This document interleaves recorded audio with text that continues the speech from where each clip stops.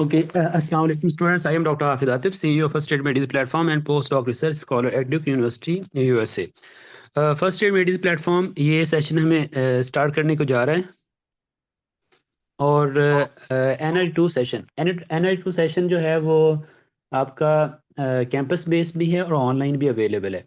और campus base ये लाहौर में है और लाहौर में वहदत रोड पे है। उसकी लोकेशन आपके ग्रुप में शेयर कर दी जाएगी। अदर थिंग ये है कि ये NL2 सेशन ये 1 जनवरी से स्टार्ट होगा। इसकी रजिस्ट्रेशन आप अभी से करवा सकते हैं। वो क्यों? क्योंकि अगर आप अभी से करवाएंगे तो आपको NRE2 की वो जो है एसएस मिल जाएगी। इससे पहले मैं NRE2 एसएस किसकी मिलेगी वेबसाइट पे। NRE2 complete session, history taking, examination और ऑस्ट की स्टेशन, ये सब वेबसाइट पे अवेलेबल है ऑलरेडी। ये सब यानी कि हिस्ट्री टेकिंग ऑलरेडी जितनी भी उसकी किस तरह अपनी हिस्ट्री किस तरह लेते हैं, एग्जामिनेशन किस तरह करते हैं, काउंसलिंग किस तरह करते हैं, ऑस्ट की स्टेशन क्या हैं, ये सब डाटा वेबसाइट पे अवेलेबल है। तो जो स्टूडेंट्स अभी से इसको ज्वाइन करेंगे वो 1 जनवरी तक उन लेक्चर्स को सुनेंगे वेबसाइट से।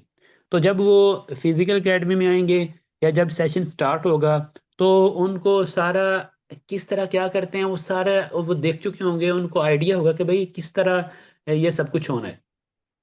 तो उनके लिए तो आप अपना एक दिन भी ज़ाया ना करें।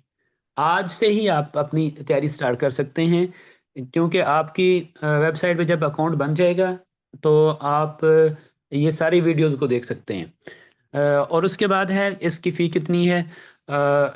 25 के इसकी फ़ी है, लेकिन जो फर्स्ट 50 स्टूडेंट्स हैं उनके लिए ये जो फ़ी है वो 20,000 होगी। तो जो हमारे वेबसाइट सब्सक्राइबर हैं उनके लिए ये फ़ी जो है वो उनको जो ऑलरेडी पहले से सब्सक्राइबर हैं उनके लिए हम उनको 2,000 इसमें ऑफ करेंगे। और जो उनको 7,000 डिस्काउंट होगा। और जो 50 पहले स्टूडेंट्स हैं वो उनको 5,000 डिस्काउंट होगा। तो इसके बाद ये है कि फर्स्ट एड मेडिसिन प्लेटफॉर्म का ये जो सेशन है ये यूनिक क्यों है? यार अपना वो ऑफ कर लें डॉक्टर, जिसके पास भी ये माइक है। अच्छा, ये session first aid FM platform का ये सेशन यूनिक किस लिहाज से है पूरे पाकिस्तान में?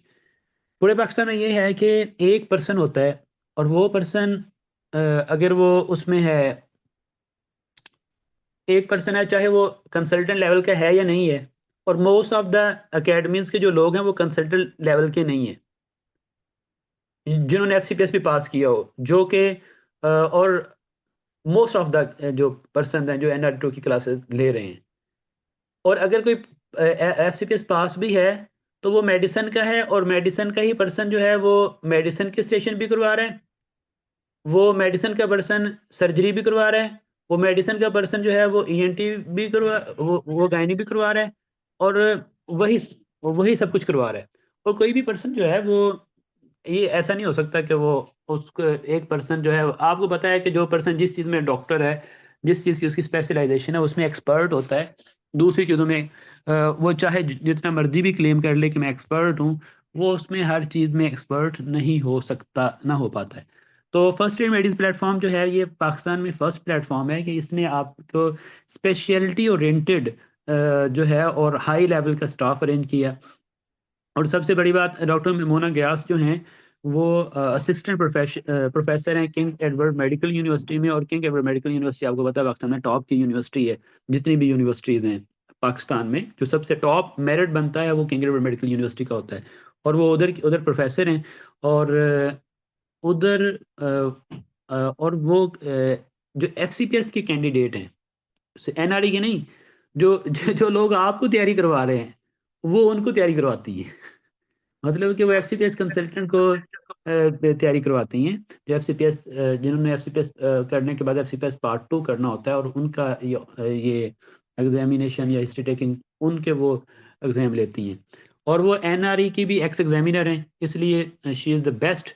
उन जैसा पर्सन, उन जैसी स्किल्स आपको पाकिस्तान में किसी भी जगह नहीं मिलेंगी। दूसरा ये है कि जो गायनी ओब्स की हमारी हैं वो डॉक्टर मावरा हैं। वो lady Willingdon hospital I think, अगर मैं तो वो लाहौर से हैं, और वो उस उधर कंसल्टेंट हैं। और वो भी जो है माशाल्लाह, उन्होंने NRE2 का सेशन, उन्होंने हमारे जो हमारी वेबसाइट पे जितने भी प्लेटफॉर्म, ये जो 10 टीचर की बुक है उसके लेक्चर भी अवेलेबल है वेबसाइट पे गायनी के, लेकिन वो आपकी तैयारी करवाएंगे, और माशाल्लाह वो बहुत ज़बरदस्त हैं। From lady Willingdon hospital, yes. तो फिर डॉक्टर काशिफ हैं। डॉक्टर काशिफ माशाल्लाह अभी हमारे वेबिनार भी कंडक्ट करवा रहे हैं। डॉक्टर काशिफ जो हैं ये MRCS हैं। ये इन्होंने MS, ये सर्विसेज हॉस्पिटल से इन्होंने अपनी ट्रेनिंग मुकम्मल की है। और ये हमारे जो हैं, उसके बाद इन्होंने MRCS की है। MRCS का मतलब है कि इन्होंने सर्जरी में जो UK का एग्ज़ाम है वो पास किया है।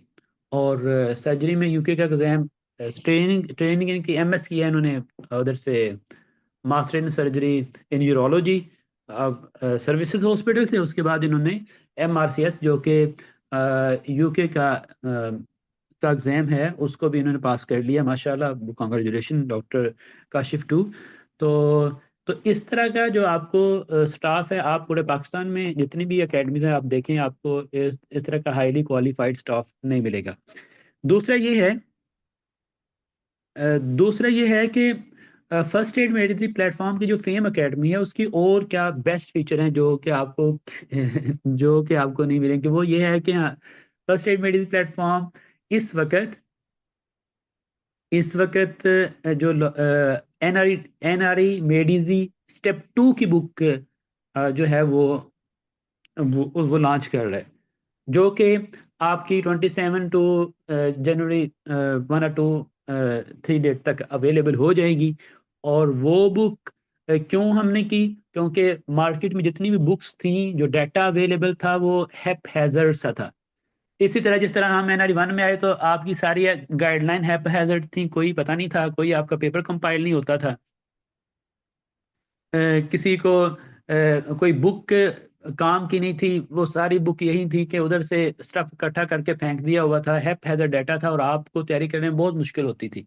हालांकि वो चीज़ें अगर उनको सिस्टम वाइज वे में किया जाता, उनको एक प्रोफेशनल वे में किया जाता तो बहुत चीज़ें आसान होती थी। लेकिन FMG कम्युनिटी पे किसी ने आज तक मेहनत नहीं की थी, और FMG कम्युनिटी यही कह रही थी कि वो बाहर से आती थी, बाहर से वो बच्चे MBBS करके आते थे, और फिर वो अकेडमीज के डिपेंडेंट होते थे। उनको फिजिकल NRE1 के लिए भी फिजिकल क्लासेस लेना पड़ती थी, और वो तैयारी चाह के भी उधर तैयारी नहीं कर सकते थे। फिर हमने आपको एक गाइडलाइन दी, अब आप में से हर एक पर्सन अपनी यूनिवर्सिटी में जो FMG है वो तैयारी कर सकता है।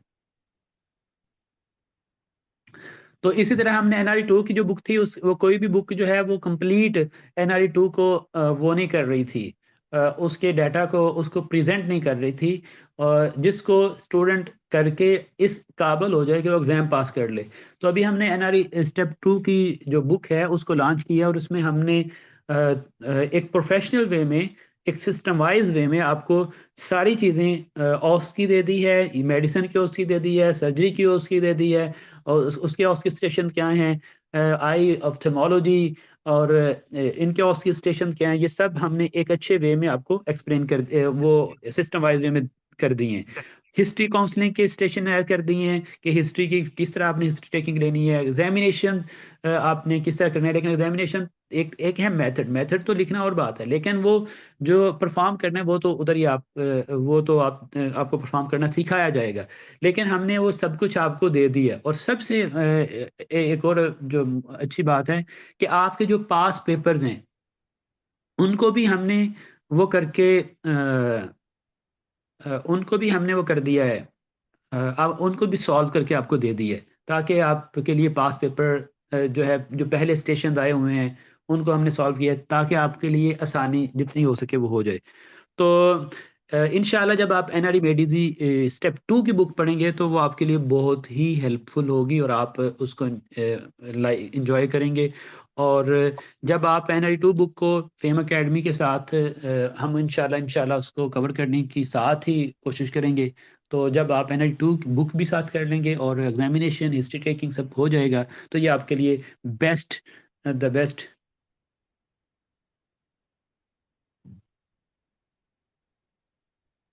सर बेस्ट होगा NRE2 आपके के लिए। रिपीट से एग्जामिनर कब और चाहिएगा? पीटी एग्जामिनर सॉरी टीचर का इंट्रोड्यूस बताइएगा। जी, पीडियाट्रिक्स की जो एग्जामिनर है वो हमारी उधर से थी, फातिमा जरा मेडिकल यूनिवर्सिटी से। तो आपके जितने भी स्टेशन हैं वो प्लेटफॉर्म की रिस्पॉन्सिबिलिटी है कि उनको एक अच्छे वे में आपको डिलीवर करे और आपको इस काबिल बनाए कि आप एक न सिर्फ अपना एग्ज़ाम पास कर लें, बल्कि आप इस काबिल हो जाएं कि आप जो है एक अच्छे डॉक्टर के तौर पे आप अपने आप को प्रेजेंट कर सकें, आपकी स्किल्स अच्छी हो जाएं। सिर्फ एग्ज़ाम पास करना ही सब कुछ नहीं होता।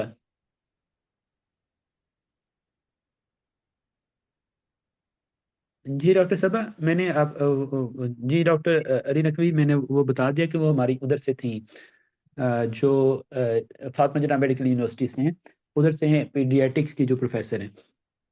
तो इसलिए जो फर्स्ट एड मेडिसिन प्लेटफॉर्म है वो हम ये कोशिश कर रहे हैं, जिस तरह हमने एनआर स्टेप वन में एक सबसे पाकिस्तान में जितने भी प्लेटफॉर्म है सबसे एक क्वालिटी बेस्ड एजुकेशन हमने एनआर स्टेप वन के लिए प्रोवाइड की। न सिर्फ लेक्चर सबसे बेस्ट प्रोवाइड किए, बल्कि बुक भी सबसे बेस्ट प्रोवाइड कर दी है। इसी तरह हम एनआर टू में जो सबसे बेस्ट प्रोफेसर हो सकते हैं अपनी अपनी स्पेसिफिक स्पेसिफिक स्पेसिफिक फील्ड के लिहाज से, अपनी स्पेशलिटी के लिहाज से वो हमने आपको अवेलेबल कर दी हैं। इसके अलावा जो प्लेटफॉर्म है वो एक ही पर्सन हैं, और वो वही गायनाकोलॉजिस्ट हैं, वही सर्जन हैं, वही एवरीथिंग स्पेशलिस्ट वो खुद ही हैं। तो तो मैंने जब NI2 की क्लासेस स्टार्ट की तो मैंने इस चीज़ को फोकस किया कि आपको एक स्पेशलाइजेशन लेवल पे जाके आपके लिए हम एफर्ट कर सकें। अच्छा सर, ऑनलाइन का भी गाइड अच्छा, ये क्वेश्चन ये है कि ये जो सेशन है ये ऑनलाइन होगा या ये ऑफलाइन होगा? तो आप ये जो NI2 का सेशन है ये ऑफलाइन क्लासेस होंगी। ऑफलाइन का मतलब ये होता है कि एकेडमी में होंगी, कैंपस बेस। और और जो कैंपस बेस क्लासेस होंगी, मैं तो रिकमेंड ये करता हूँ कि क्योंकि आपने उसमें करना होता है, आपने एग्जामिनेशन करने होते हैं, तो आपने प्रैक्टिस करनी होती है। तो बेस्ट वे ये होता है कि आप उसमें उधर आएंगे तो आप अपने आपको बहुत से लोग मिल जाएंगे जो आपसे प्रैक्टिस करना चाह रहे होंगे, वो भी प्रैक्टिस करना चाह रहे होंगे, आप भी। तो आपके ग्रुप्स बन जाते हैं और ये ग्रुप स्टडी होती है। NI2 ग्रुप स्टडी है, NI2 अकेले वाली स्टडी नहीं है कि मैं अकेला तैयारी करूं। NI2 में आपने अपने दोस्तों को साथ मिला लेना है, जिससे आपकी फ्रीक्वेंसी बनती है उसको मिला लें, और दोनों इकट्ठे तैयारी करें। वो एग्जामिनेशन करें, आप एग्जामिनेशन करें उनके ऊपर। तो ये एक बेस्ट वे होता है NI2 के लिए। तो उसके लिए बेस्ट वे ये, आई रिकमेंड यू कि आप जो है वो एकेडमी को ज्वाइन करें।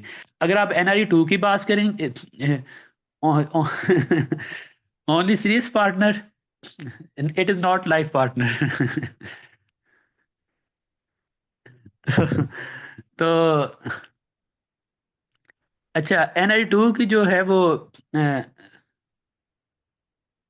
स्टडी के लिए, हाँ ये बहुत इंपॉर्टेंट है जो डॉक्टर सोहेल ने कहा है कि ओनली सीरियस स्टडी पार्टनर। अगर आप स्टडी पार्टनर अपने आप को इस तरह का बंदा बना लेते हैं जो खुद भी चिल्ल है और उसको भी परवाह नहीं और आपको भी परवाह नहीं है, तो ना उसने पढ़ना है ना आपने पढ़ना है। तो अपना वाइजली उन स्टूडेंट्स के साथ, लेकिन मैं आपसे ये कहूँगा कि ये टाइम बहुत शॉर्ट है, 15 से 20 दिन का ये टाइम है, 3 वीक का ये स्टडी है। उसमें आपने सीरियस होके काम करना है। अगर सीरियस हो जाएंगे तो ये 15 से 20 दिन में हो जाएगा। अच्छा, हाउ जॉब चल रही है। अच्छा, दूसरी बात यह है कि वो स्टूडेंट्स जो दूर हैं, जो नहीं आ सकते, उनके लिए ऑनलाइन क्लासेस भी अवेलेबल होंगी। ऑनलाइन क्लासेस अवेलेबल जिन वो एक और ऑप्शन है। और ये लेक्चर, जो भी लेक्चर हुआ करेगा वो वेबसाइट पे आपको अपलोड हो जाया करेगा। लास्ट सेशन भी ये वेबसाइट पे अवेलेबल है, आप उधर से भी सुन सकते हैं। और जो जो डेली क्लास हुआ करेगी,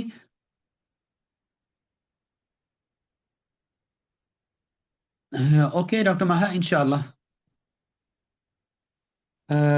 जो डेली क्लासेस हुआ करेंगी वो भी अ, वो वेबसाइट पे अवेलेबल हुआ करेंगी।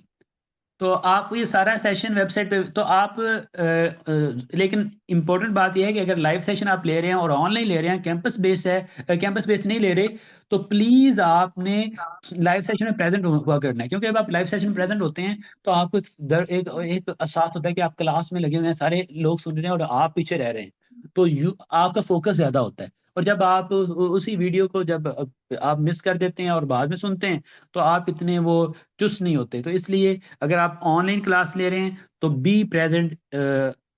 तो और जो दूसरे जो ऑनलाइन क्लासेस ले रहेंगे उनके लिए ये है कि वो प्रैक्टिस करेंगे, या उनके हाउस जॉब चल रही है तो वो उधर हाउस जॉब में अपने पीजी से एग्जामिनेशन सीखें, एग्जामिनेशन की प्रैक्टिस करें, और प्रैक्टिस करने के बाद अपने किसी सीनियर को कहें कि मेरा एग्जामिनेशन देखिए, उससे कहें कि मेरी हिस्ट्री टेकिंग मैं ठीक ले रही हूँ, मैं हिस्ट्री टेकिंग ठीक ले रहा हूँ, उससे प्रैक्टिस करें, जितना आप करेंगे उतना अच्छा होगा।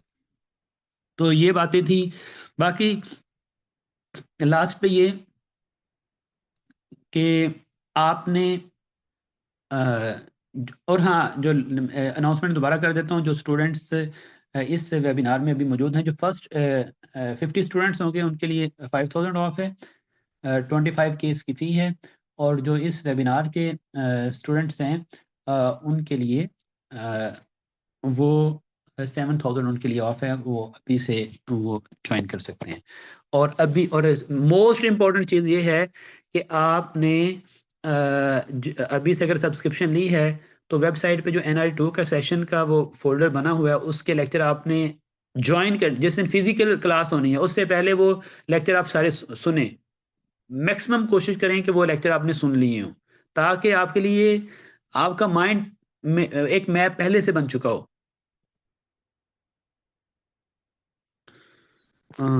फॉर जो हम्म,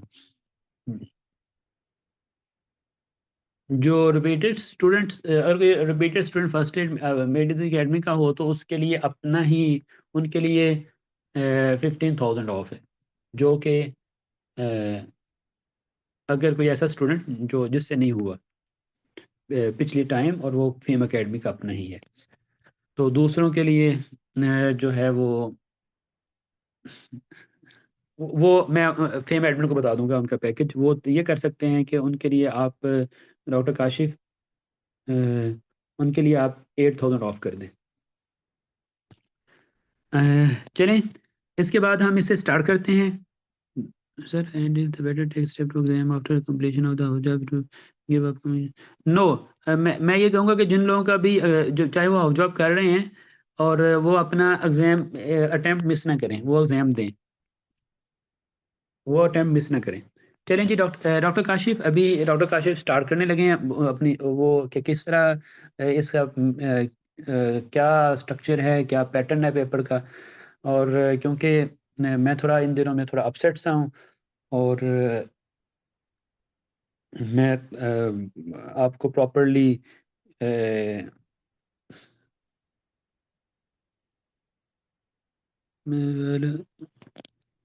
अच्छा, डॉक्टर काशिफ जो हैं वो हमारे MS master in surgery urology में हैं, और उन्होंने MRCS जो कि UK का एग्ज़ाम है वो भी पास किया हुआ है। डॉक्टर काशिफ अपना माइक ऑन करें और अपनी स्लाइड शेयर कर लें।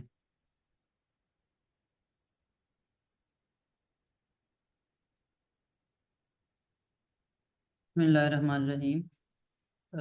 आई एम डॉक्टर मोहम्मद काशिफ। आवाज़ होपफुली आ रही होगी सबको। जी, जी आ अब रही है डॉक्टर आवाज़ काशिफ ठीक से आवाज़ आ आपकी। रही है, आप स्टार्ट करें।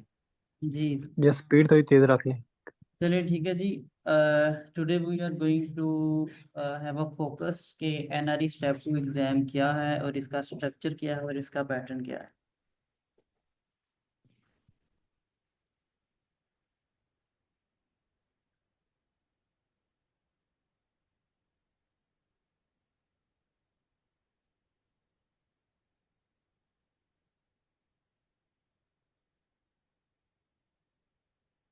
चलिए सबसे पहले आपको कोर्स आउटलाइन के बारे में बताती हैं।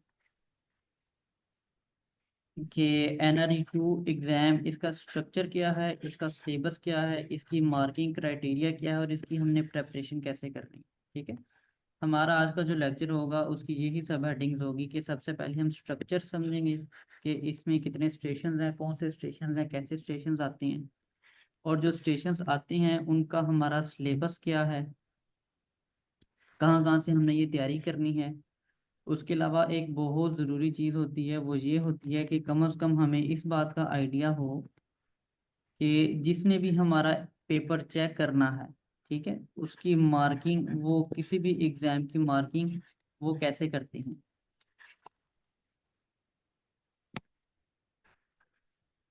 ठीक है, उसके बाद जो प्रेपरेशन मटेरियल है वो भी इसके बारे में आपको गाइड किया जाएगा कि आपने प्रेपरेशन के लिए कौन सी बुक्स यूज़ करनी है, कौन सी रिसोर्सेज यूज़ करनी है। ठीक है, उसके बाद हम फोकस करेंगे कि performance on the day of exam. ठीक है, उसमें हमने कैसे परफॉर्म करना है, क्या क्या हमारी प्रेपरेशन के अलावा जो चीज़ें हैं वो मैटर करती हैं। फॉर एग्जांपल हमारा ड्रेसिंग सेंस है, कॉन्फिडेंस है, प्रोफेशनलिज्म है और एक्सपेक्टेशन है। ठीक है, ये चीज़ें हमें पता होनी चाहिए। जब इन चीज़ों का हमें पता होता है तो फिर हम एक अच्छे से परफॉर्म कर सकते हैं। ठीक है, सिर्फ ये नहीं है कि हम एकेडमिकली स्ट्रोंग हैं, लेकिन हमारा प्रोफेशनलिज्म, हमारा कॉन्फिडेंस और हमारी ड्रेसिंग सेंस ये सारी मैटर करती है। उसके बाद हम क्वेश्चंस अक्सर लोगों के होते हैं कि एग्जाम का डर क्या है। इसके अलावा बहुत सारी गाइडेंस अवेलेबल है हमारे पास। ठीक है, बहुत सारे प्लेटफॉर्म्स हैं, बहुत सारे लोग हैं जो गाइडेंस के लिए अवेलेबल हैं। हम देखेंगे जी कि ऑथेंटिक गाइडेंस कौन सी है। फीस स्ट्रक्चर के बारे में भी आपको डॉक्टर आतिफ ने पहले बता दिया हुआ है। तो मूव करते हैं जी हम। फर्स्ट सबसे पहले जैसे अभी मैंने बताया कि हमारी ऑथेंटिक गाइडलाइंस के मुताबिक ही हम आपको लेके चलेंगे। उसमें आप इस पेपर से वाकिफ होंगे। ये वो वाला पेपर है जो कि PMDIS की वेबसाइट पे दिया गया है, इसलिए हमने इसको एज सच ही वहाँ से उठा के आप लोगों के लिए, आप लोगों के सामने रखा है। ठीक है, इसमें आप देख रहे हैं कि ये 3 और 30 मिनट का टोटल हमारा एग्जाम होता है। 60% इसका पासिंग क्राइटेरिया होता है। इसके अलावा टोटल इसमें एक जो स्टेशन है उसके लिए आपके पास टाइम कितना होता है जी, 8 मिनट। एक स्टेशन के लिए आपके पास 8 मिनट्स होते हैं और 2 मिनट चेंज ओवर के लिए होता है। ठीक है, ये इसको मज़ीद आगे मैं डिटेल्स में इंशाल्लाह मैं बताऊंगा। अभी ये जस्ट इसलिए मैंने ऐड किया था ताकि आपको पता चल जाए कि हमारी ऑथेंटिक गाइडलाइंस क्या है। फॉर एग्जांपल इधर आप देख सकते हैं कि मेडिसिन के कौन कौन से हमारे सब्जेक्ट्स हैं। मेडिसिन है, सर्जरी है, ऑब्स है, पीड्स है, ENT और आई है। ठीक है, और उसके कितने कितने स्टेशन आते हैं। इस सारे पेपर को ही आगे एक्सप्लेन किया जाएगा। It is just for the sake कि आपको एटलीस्ट इस चीज़ का आइडिया हो कि आपको जो चीज़ बताई जा रही है वो एटलीस्ट PMDC की जो वेबसाइट है और उनका जो एक ऑथेंटिक प्लेटफॉर्म है उसके थ्रू बताई जा रही है। मूव करते हैं जी आगे स्ट्रक्चर के बारे में कि एग्ज़ाम का स्ट्रक्चर क्या है। एग्ज़ाम के स्ट्रक्चर के हवाले से सबसे पहले हमारा कंसर्न होता है कि इसका ड्यूरेशन कितना है। एग्ज़ाम का टोटल ड्यूरेशन होता है जी 3 घंटे और 30 मिनट, यानी 3 hours 30 minutes टोटल एग्ज़ाम का ड्यूरेशन है। टोटल स्टेशन इसके होते हैं 20 स्टेशन में से हर एक स्टेशन पे होता है 8 मिनट। फॉर एग्जांपल अगर ये स्टेशन 1 है, ठीक है, उस पे आप 8 मिनट स्पेंड करेंगे। उसके बाद आप स्टेशन 2 पे मूव होंगे।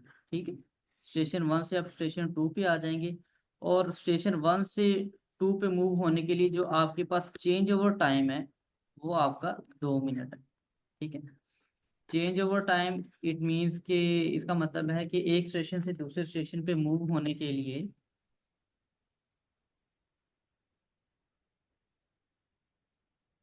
आपको टोटल कितना टाइम रिक्वायर्ड होगा। वो चेंज ओवर टाइम उन्होंने आपको 2 मिनट का बताया गया।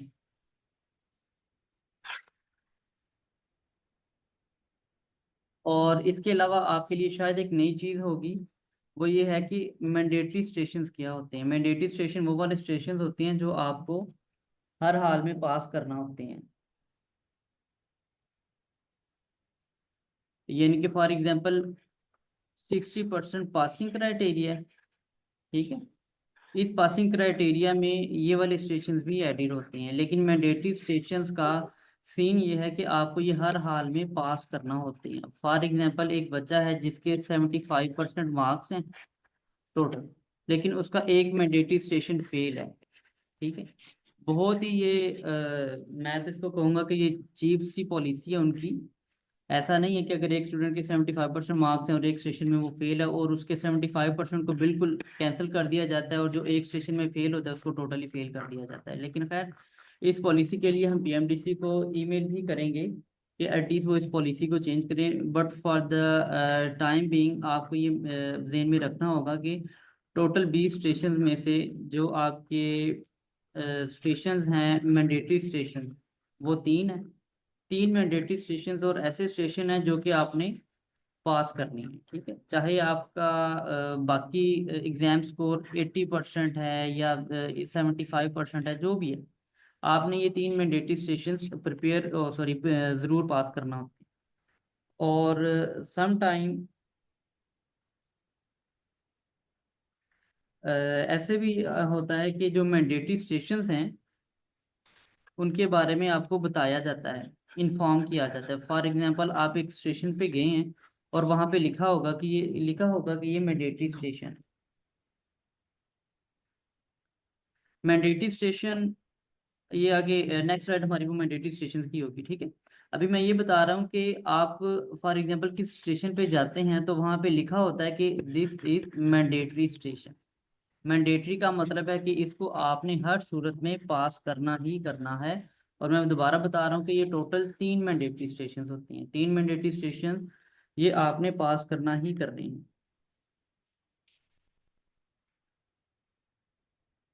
उसके बाद आते हैं जी कि पासिंग क्राइटेरिया क्या है।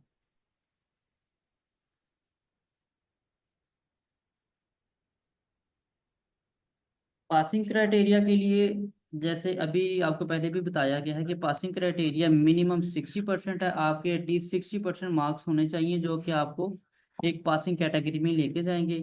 अगेन वही बात है कि अगर आपके 65% मार्क्स आ गए हैं और 3 में से कोई एक मैंडेटरी स्टेशन फेल है, तो आपको ये टोटल ही फेल कंसीडर किया जाता है, जो कि बहुत ही स्टूपिड सा रूल है। लेट्स होप कि ये रूल कमिंग डेज में ये चेंज हो जाएगा। और ये मैंडेटरी स्टेशन ये कहाँ से हो सकता है? मैंडेटरी स्टेशन आपका ये मेडिसिन से भी हो सकता है, सर्जरी से भी हो सकता है, पीड से भी हो सकता है, ठीक है। आई और ईएनटी में से मैंडेटरी स्टेशन आपके नहीं आते, ओके। आपकी आई और ईएनटी में से मैंडेटरी स्टेशन नहीं होते। जो बाकी आपके हैं मेडिसिन, सर्जरी या गायनी ऑप्स, उसमें से मैंडेटरी स्टेशन होते हैं।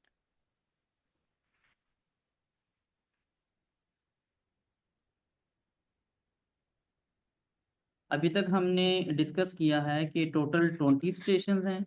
उनमें से हर स्टेशन पे टाइम आपको 10 मिनट्स दिया जाता है। 8+2 वाली 2 चेंज ओवर टाइम है और 3 मैंडेटरी स्टेशन है। 60% पासिंग क्राइटेरिया। अभी तक ये सारा वो है जो कि एग्जाम का स्ट्रक्चर है। Let's move next.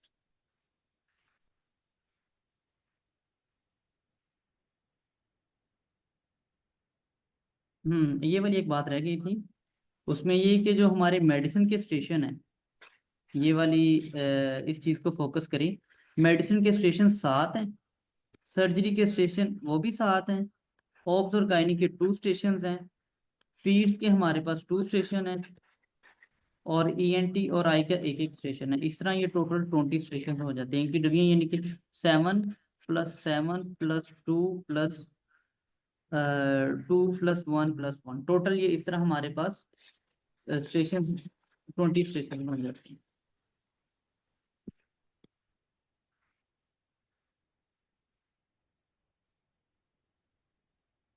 एक और बात जो आपने ध्यान में रखनी है वो ये है कि स्टैटिक और इंटरेक्टिव स्टेशंस क्या होती हैं, ठीक है।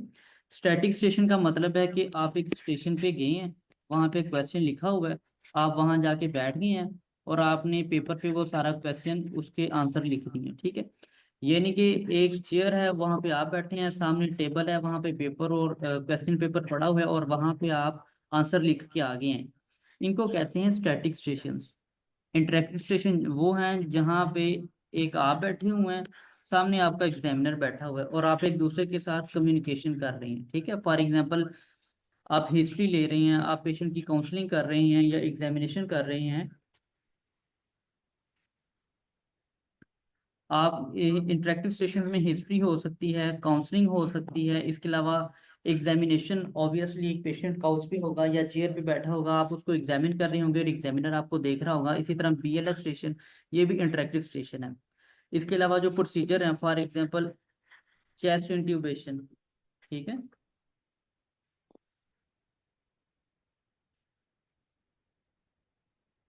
Sorry, just give me a minute.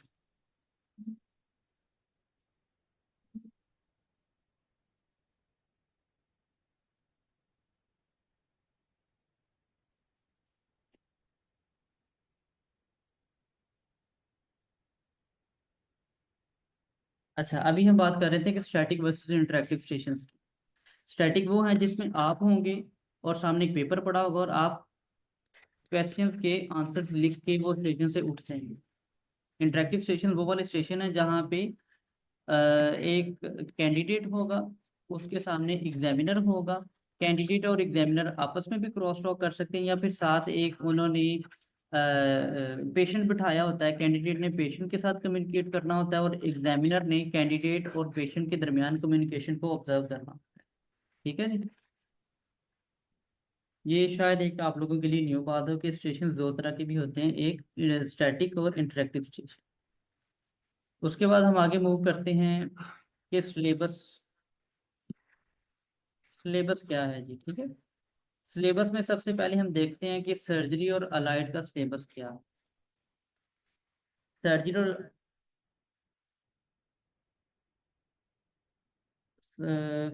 अच्छा, सर्जरी और अलाइड के बारे में, सर्जरी और अलाइड के बारे में इसमें सबसे पहले तो हिस्ट्री टेकिंग हो सकती है।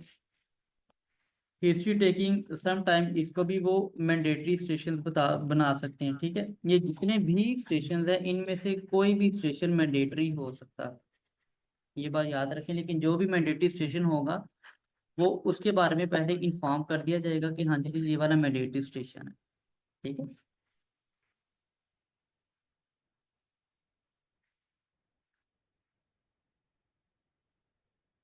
अच्छा, सर्जरी में हिस्ट्री टेकिंग हो सकती है, लेस लाइकली आती है क्योंकि सर्जरी में ज़्यादा वो फोकस दूसरी चीज़ों पे करते हैं। लेकिन हिस्ट्री किस चीज़ की आ सकती है? हिस्ट्री आ सकती है फॉर एग्जांपल डिस्फेजिया की हिस्ट्री आ सकती है, पीआर ब्लीड की हिस्ट्री आ सकती है। ओके, इसके अलावा वेट लॉस या फिर उससे रिलेटेड हिस्ट्री आ सकती है। गैस्ट्रिक आउटलेट ऑब्स्ट्रक्शन के साइन एंड सिम्टम प्रेजेंट किए जा सकते हैं और इसकी आपसे हिस्ट्री पूछ सकती हैं। दोस्त ठीक है, पूछते थे ना क्या हिस्ट्री में कहते थे, मतलब उन्होंने क्या ट्यूब है कोई सेट किसी का पैटर्न है, कुछ उन्होंने थोड़ा सा देखना पड़ा था हुआ कि था यहाँ से आया कि ये कैंडिडेट तो ने बल्कि अपने वो आप हो को गई, प्रॉपरली या जो उनको मैं इंट्रोड्यूस नजर करवाया है, मार लेता था, एक आदत बनी हुई थी ना, तो उसके अलावा फिर ये नहीं है ना, फिर मैं एक्सप्लेन थोड़ा सा वो किया हो है, गया कंफ्यूज। उसके अलावा उसने पेशेंट को पूरे यानी एतमाद में लिया है, उसके साथ अपनी रैपो डेवलप की है या नहीं। ठीक है, और उसके बाद जो भी हिस्ट्री के रेलिवेंट क्वेश्चंस हैं वो सारे पूछे गए हैं या नहीं। ठीक है, ये सारी चीजें देखी जाएंगी। इसके बाद आपका होगा क्वेश्चन एंड आंसर सेशन। ठीक है, उसमें आपसे क्वेश्चंस किए जाएंगे, हार्डली 3 to 4 क्वेश्चंस ही होते हैं और उसमें आपसे पूछते हैं कि हिस्ट्री को प्रेजेंट करें, एक बात, दूसरा आपके डीटीज क्या हैं, दूसरा, और उसके बाद पूछते हैं इसकी मैनेजमेंट क्या है। यही ऑलमोस्ट स्ट्रक्चर होता है। मैं दोबारा रिपीट कर लेता हूँ। हिस्ट्री में वो आपसे एक्सपेक्ट करते हैं कि आपने अपने आप को प्रॉपर इंट्रोड्यूस करवाया या नहीं, चीज को एक्सप्लेन किया है या नहीं। फॉर एग्जांपल आप क्या करने लगे हैं जी पेशेंट के साथ, उसको बताना कि मैं किस टीम का हिस्सा हूँ, मैंने क्या करना है और हमारा जो भी ये कम्युनिकेशन होगी वो किसके बारे में होगी। ठीक है, आपने प्रॉपर रैपो डेवलप की है या नहीं, रेलिवेंट क्वेश्चंस आपने पूछे हैं या नहीं। उसके बाद क्वेश्चन आंसर सेशन होगा। क्वेश्चन आंसर सेशन में 3 से 4 क्वेश्चंस होते हैं और क्वेश्चंस किससे रिलेटेड होते हैं कि आपने हिस्ट्री को एक तो प्रेजेंट करना होता है, प्रेजेंट करने के बाद आपने उसके डीडीज बताना होते हैं, डीडीज बताने के बाद वो आपसे इसकी क्लिनिकल मैनेजमेंट पूछती। ओके जी। अच्छा, it was all about history. History के बाद इसमें जो दूसरा सेक्शन आ जाता है वो आ जाता है एग्जामिनेशन का। ओके, एग्जामिनेशन में नोटेबली आपको हर्निया का एग्जामिनेशन ये आ सकता है। इसके अलावा हाइड्रोसील का एग्जामिनेशन आ सकता है। इसके अलावा आपको थायराइड से रिलेटेड क्वेश्चन या थायराइड से रिलेटेड क्वेश्चन आ सकते हैं। ठीक है, इसके अलावा वेरिकोज वेन्स, इससे रिलेटेड एग्जामिनेशन या क्वेश्चंस आ सकते हैं। ठीक है, ये सारी वो वाली चीज़ें जो आप में एग्जामिनेशन में आ सकती हैं। ठीक है, और examination again it is an interactive station. Examination कौन सा स्टेशन है जी? इंटरेक्टिव स्टेशन है। आप परफॉर्म कर रहे होंगे और एग्जामिनर आपको देख रहा होगा और वो देखेगा कि क्या चीज़ इसने लैक की है, क्या चीज़ एक जिसको प्रॉपरली ग्रैब नहीं कर पाया। ये सारी असेसमेंट की जाती है। उसके बाद सिनेरियोज होते हैं। सिनेरियो से मुराद के कोई भी फॉर एग्जांपल शॉक से रिलेटेड आपको सिनेरियो आ सकता है। ठीक है, वो आपको बता देंगे कि आरटीए हुआ है, आरटीए के बाद पेशेंट का बीपी फॉल कर गया है, टैकीकार्डिया हो गया पेशेंट को, और पेशेंट को असेस किया है, और आपका क्या डायग्नोसिस बनता है, आपके क्या टीडीज हैं। ठीक है, उनमें डीडीज में शॉक हो सकता है। ठीक है, उसके अलावा शॉक की मैनेजमेंट पूछी जा सकती है। ये वो वाली हैं जो कि स्टैटिक स्टेशन होगा, इस तरह एक क्वेश्चन लिखा होगा, सिनेरियो दिया होगा और उसके बाद उसके क्वेश्चंस और आंसर्स पूछे जाएंगे।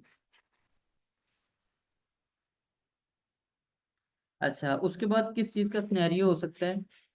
उसके बाद बर्न का सिनेरियो हो सकता है। फॉर एग्जांपल वो कहेंगे कि एक पेशेंट है, उसको बर्न इंजरी की हिस्ट्री दी होगी, उसके अलावा आपको बताया होगा कि ये पेनफुल है या नहीं है। ठीक है, इसमें आपने पिक करना होता है कि ये फर्स्ट डिग्री बर्न है, सेकंड डिग्री बर्न है या थर्ड डिग्री बर्न है। ठीक है, ये आपको सिनेरियो में से पिक करना होगा। ठीक है, इसके अलावा जब आप डिसाइड कर लेंगे कि बर्न कौन सा है, फिर इन सब की अलग अलग मैनेजमेंट है जो कि आपसे पूछी जा सकती है। इसके अलावा समटाइम रेडियोलॉजी से रिलेटेड चेस्ट एक्सरे, इसके अलावा एब्डोमिनल एक्सरे, इसके अलावा एक्यूट एब्डोमिन से रिलेटेड जितने भी एक्सरे हैं जो कि एब्डोमिनल एक्सरे में आ जाते हैं, वो आपसे पूछे जा सकते हैं। ठीक है, और अगर हम प्रोसीजर्स की बात करें कि क्या आपसे कोई प्रोसीजर करवाएंगे या नहीं, तो प्रोसीजर करवाने में चेस्ट इंट्यूबेशन और फोलिस कैथेटराइजेशन लेस लाइकली है कि ये आपसे प्रोसीजर्स करवाए जाएंगे, लेकिन again to be on the safe side some time, जैसे कि पास्ट क्वेश्चन को हम देखें तो फिर ये procedure for example chest tube, Foley's catheterization या फिर एनजी ट्यूब इंसर्शन, इनको एटलीस्ट आपको इतना गो थ्रू कर रहे हैं कि अगर तो ये एग्जाम में आए तो आप टोटली ब्लैंक ना हो। इट वॉज ऑल अबाउट के सर्जरी में वो आपसे क्या क्या पूछना चाहते हैं या क्या पूछ सकते हैं। Okay, next we are moving के मेडिसिन का सिलेबस क्या क्या।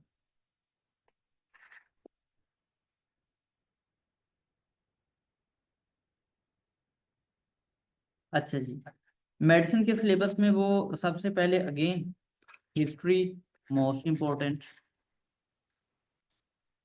हिस्ट्री आपने ऐसे तैयार करनी है जैसे फॉर एग्जांपल हम आपको एक हिस्ट्री का फॉर्मेट बता देंगे। ठीक है, कि हिस्ट्री को हमने स्टार्ट कैसे करना है। फॉर एग्जांपल प्रेजेंटिंग कंप्लेन है, उसके बाद हिस्ट्री ऑफ प्रेजेंटिंग कंप्लेन है, उसके बाद रेलिवेंट क्वेश्चंस आ जाती हैं। ठीक है, उसके बाद सिस्टेमिक रिव्यू है और एट द एंड आप कुछ डीडीज बनाने के काबिल हैं। ठीक है, अभी तो मैंने जैसे रैपिडली गो थ्रू किया है, लेकिन ड्यूरिंग सेशन ये आपको कंप्लीट गाइड किया जाएगा कि आपने हिस्ट्री कैसे लेनी है। और एक जो चीज़ जो आप लैक करेंगे हिस्ट्री में वो है जी टाइम मैनेजमेंट। ठीक है, टाइम मैनेजमेंट फॉर एग्जांपल जैसे मैंने बताया कि आपको स्पेसिफिक टाइम पीरियड एक सेशन के लिए दिया जाएगा, से 8 और 6 मिनट। तो आपकी प्रैक्टिस इतनी होनी चाहिए कि आप एटलीस्ट 5 मिनट्स में हिस्ट्री कंप्लीट कर सकें। ठीक है, अगेन आई एम टेलिंग कि जो चीज़ आप इधर लैग करेंगे वो ये होगी कि आप टाइम से मैनेज नहीं कर पाएंगे। यानी कि आपके पास टाइम खत्म हो जाएगा और आपके मल्टीपल क्वेश्चंस होंगे जो कि आपने अभी भी पेशेंट से पूछना होंगे, ठीक है। उसके अलावा इसमें आपसे क्या पूछा जा सकता है, हिस्ट्री में प्रेस्क्रिप्शन राइटिंग। फॉर एग्जांपल उन्हें पता है जी आप डॉक्टर बनने जा रही हैं, डॉक्टर बनने के बाद आपने मरीजों को दवाइयाँ लिख के देनी है। वो चाहते हैं कि आपको किस चीज़ का इल्म है कि ये प्रेस्क्रिप्शन कैसे राइट की जाती है, इसके बारे में भी आपको गाइड किया जाएगा। इसके अलावा अगेन ईसीजी, ये स्टैटिक स्टेशन ही होगा और इसमें आपसे जो एक्सपेक्ट करेंगे वो आपसे एक्सपेक्ट करेंगे कि हार्ट रेट ईसीजी पे आप पढ़ सकते हैं या नहीं। इसके अलावा कोई एरिथमिया पिक कर सकते हैं या नहीं, कोई एमआई है वो आप पिक कर सकते हैं या नहीं, ठीक है। इसके अलावा पीआर इंटरवल या फिर ये वाली जो चीज़ें होती हैं, ये डिटेल चीज़ें होती हैं जो कि इस लेवल पे एक्सपेक्ट नहीं करते, ठीक है। वो आपको ईसीजी में एमआई दे सकते हैं, एसटी एलिवेशन हो जाएगा, एसटी डिप्रेशन हो जाएगा, ठीक है। इसके अलावा राइट बंडल ब्रांच ब्लॉक, इसकी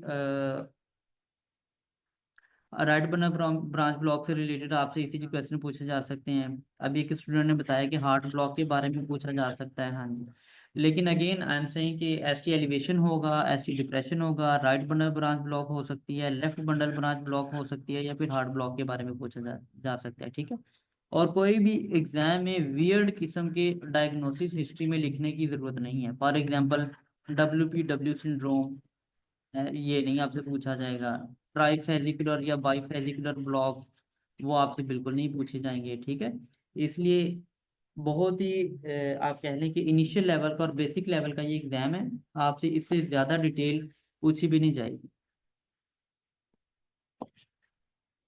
इसके अलावा जो आपसे पूछ सकते हैं वो एक्सिस डेविएशन के बारे में पूछ सकते हैं, हाइपरकलीमिया में क्या चेंजेस आती हैं वो पूछ सकती हैं। लेकिन ये सारी हमने बुक में सारे सिनेरियोज ऐड किए हुए हैं, ठीक है, और उसमें मल्टीपल एग्जांपल्स आपको दिए हुए हैं, ठीक है।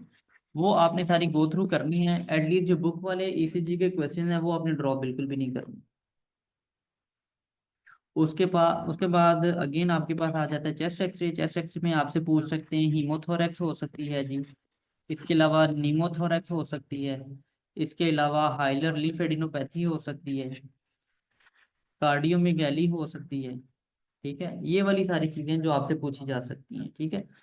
निमोनिया का एक्सरे हो सकता है, टीबी से रिलेटेड एक्सरे हो सकता है। ये बेसिक एक्सरे ही हैं जिनकी रिहर्सल आपको करवाई जाएगी और होपफुली होपफुली होपफुली उसी में से आपसे क्वेश्चंस पूछे जाएंगे। बहुत इंपॉर्टेंट सेक्शन नेक्स्ट है जी एबीजी।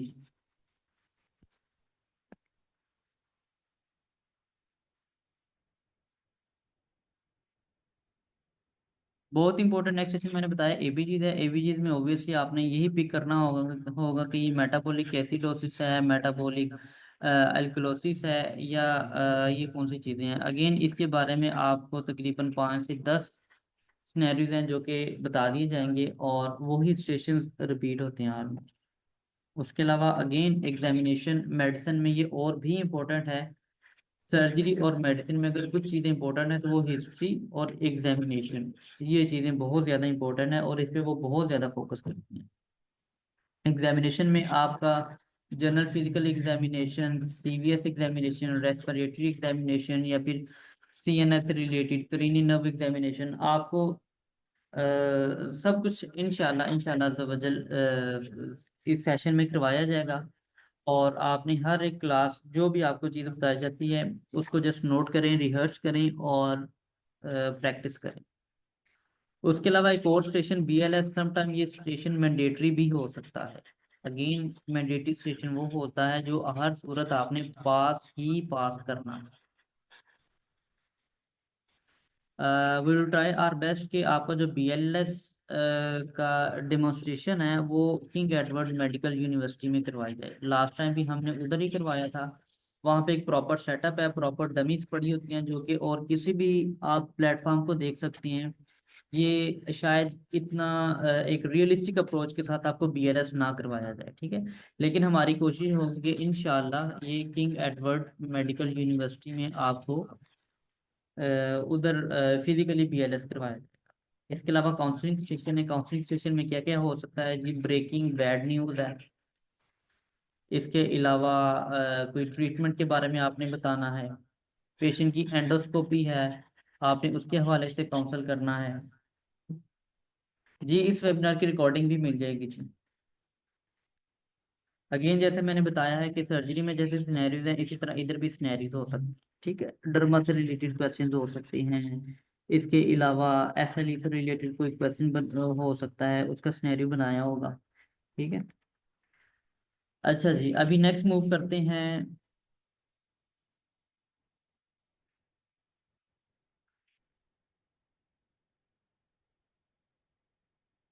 नेक्स्ट मूव करते हैं कि गायनी में हमसे क्या वो एक्सपेक्ट करते हैं और गायनी में हमसे भी क्या पूछ सकते हैं। सबसे पहले जी, हाइपरटेंशन बहुत ज़रूरी है, बिल्कुल छोड़ने वाला नहीं है, यानी कि एक्लेम्सिया और प्री एक्लेम्सिया हॉट टॉपिक्स हैं, हाई यील्ड टॉपिक्स हैं, ये बिल्कुल भी छोड़ने वाले नहीं है।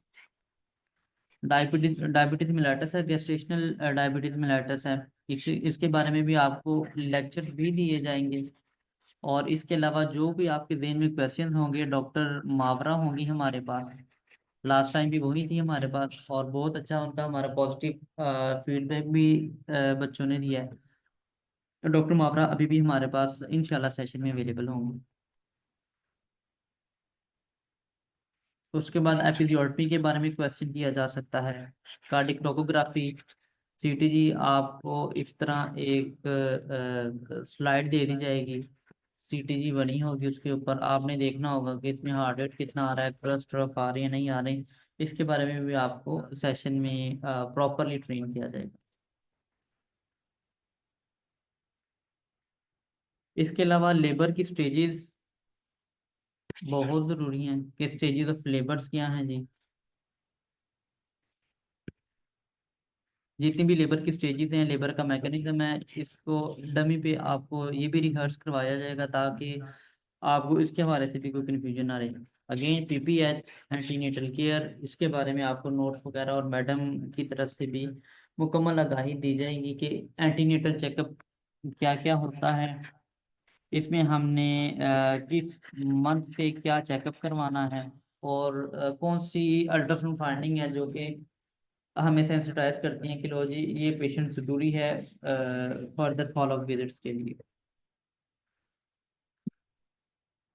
नेक्स्ट आ जाता है पीड्स का स्टेशन। अगेन जैसे पहले बताया कि पीड्स में से भी मैंडेटरी स्टेशन हो सकता है। पीड्स के मैंडेटरी स्टेशन में क्या आ सकता है जी, इससे रिलेटेड हिस्ट्री आ सकती है, काउंसलिंग हो सकती है, इसके अलावा protein energy mail nutrition, marasmus और क्वाशियाकॉर, ये बहुत ज़रूरी हैं। आपको इसके लेक्चर्स भी प्रोवाइड NRE2 पैकेज में ही प्रोवाइड कर दिए जाएंगे, ठीक है। डॉक्टर आतिफ के वो लेक्चर्स हैं, वो आपने सुनना होंगे, जिससे प्रोटीन एनर्जी मेल न्यूट्रिशन आपने इस चीज़ को ग्रैब करना है। Infectious disease for example measles है, मम्प्स है, इसके अलावा पोलियो है, ठीक है, टेटनस, न्यूनेटोरम, ये सारी चीज़ें हैं जो कि हाई यील्ड हैं और ये आपको ग्रैब करना होगी। एक और बहुत इंपॉर्टेंट स्टेशन है जी फीड्स का, वो है फेब्राइल फीड्स। फेब्राइल फीड्स आपने देखना है कि इसकी एज स्पेसिफिकेशन क्या है, इसको हमने एपिलेप्सी से कैसे डिफ्रेंशिएट करना है, और इसका फॉलोअप क्या है, और हमने पेशेंट के जो पेरेंट्स हैं उनको क्या काउंसल करना है फेब्राइल फीड्स के हवाले। ओके जी, नेक्स्ट मूव करते हैं ENT और ऑप्थेल्मोलॉजी। ENT और ऑप्थेल्मोलॉजी, इन दोनों से एक एक क्वेश्चन ही आएगा, and very happy to announce कि ENT और आयल में से कोई भी मैंडेटरी सेशन आज तक आया तो नहीं और ना ही इंशाल्लाह आएगा, ठीक है। ENT में जो के एरियाज आपने फोकस करने हैं वो CXOM से रिलेटेड होगा, ये बार बार पूछा जाता है।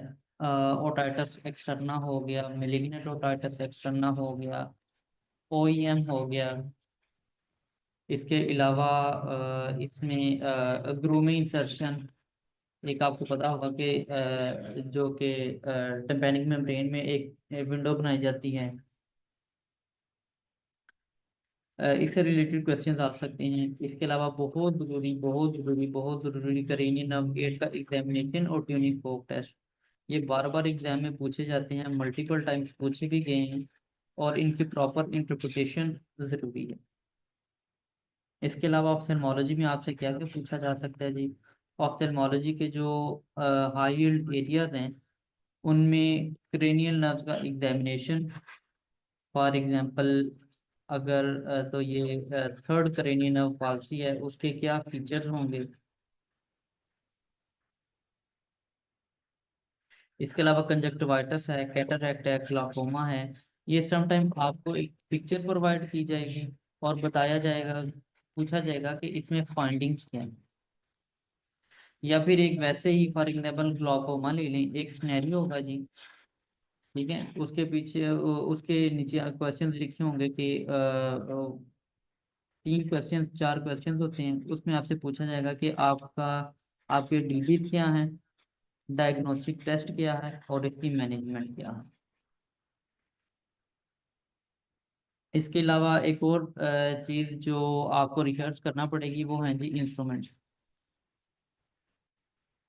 इंस्ट्रूमेंट का हमारा ये है कि तकरीबन 18 to 20 इंस्ट्रूमेंट्स हैं जो कि रेगुलर पूछे जाते हैं। और अभी आपका जो कैंपस बेस हमारा जो कैंपस है, उसमें हमने ये सारे इंस्ट्रूमेंट इस तरह दीवार के साथ डिस्प्ले किए हुए हैं, ठीक है। और उसके साथ एक ऐसे पेपर लगा हुआ है जिसमें उस इंस्ट्रूमेंट की आइडेंटिफिकेशन और उसके यूजेस बताए गए हैं, ठीक है। वो पेपर ब्लैंक होगा और उसकी एक साइड पे इसके आंसर्स लिखे होंगे, ठीक है, और जो ब्लैंक साइड है वो आपको फेस कर रही होगी। ये आप डेली बेसिस पे वहां पे एटलीस्ट इंस्ट्रूमेंट की रिहर्सल कर सकते हैं।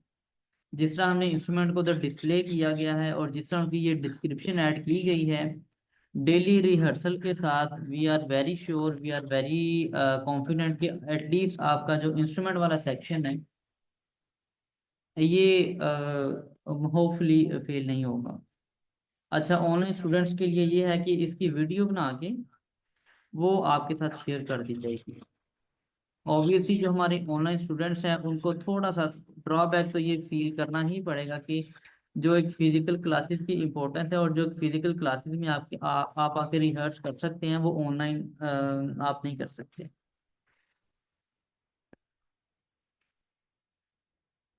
जी, NRE 2 की बुक में भी इंस्ट्रूमेंट का एक सेपरेट स्टेशन है। ये सारे स्टेशन NRE 2 बुक में भी अवेलेबल हैं। फॉर एग्जांपल आप ये आई के स्टेशन ले लें, ठीक है,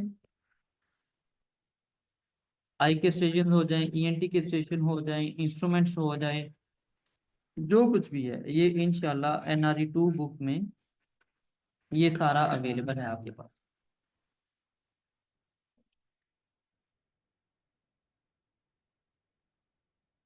हाँ जी, क्लास में होने का ऑब्वियसली ये तो फायदा है कि आप स्टेज पे परफॉर्म कर सकते हैं। और ऑब्वियसली ये NRE 2 एग्जाम, जो हमारा NRE 2 एग्जाम है, ये it is all about confidence. अगर आपको कुछ नहीं भी आता, और भी इस तरह होगा तो नहीं, अगर आपको कुछ नहीं भी आता, लेकिन डोंट बी पैनिक। जस्ट आप ये देखें कि इनका किसी भी स्टेशन का मार्किंग क्राइटेरिया क्या है। उस मार्किंग क्राइटेरिया के मुताबिक आप एटलीस्ट जितने भी मार्क्स हैं वो आप ले सकते हैं।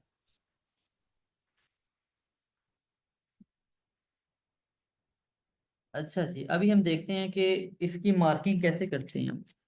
क्योंकि जब आपको मार्किंग का पता होता है, आप उसके मुताबिक आंसर्स कर सकते हैं, ठीक है। फॉर एग्जांपल मैं इधर आपको बताता हूँ कि एक एग्जामिनेशन है, से चेस्ट एग्जामिनेशन।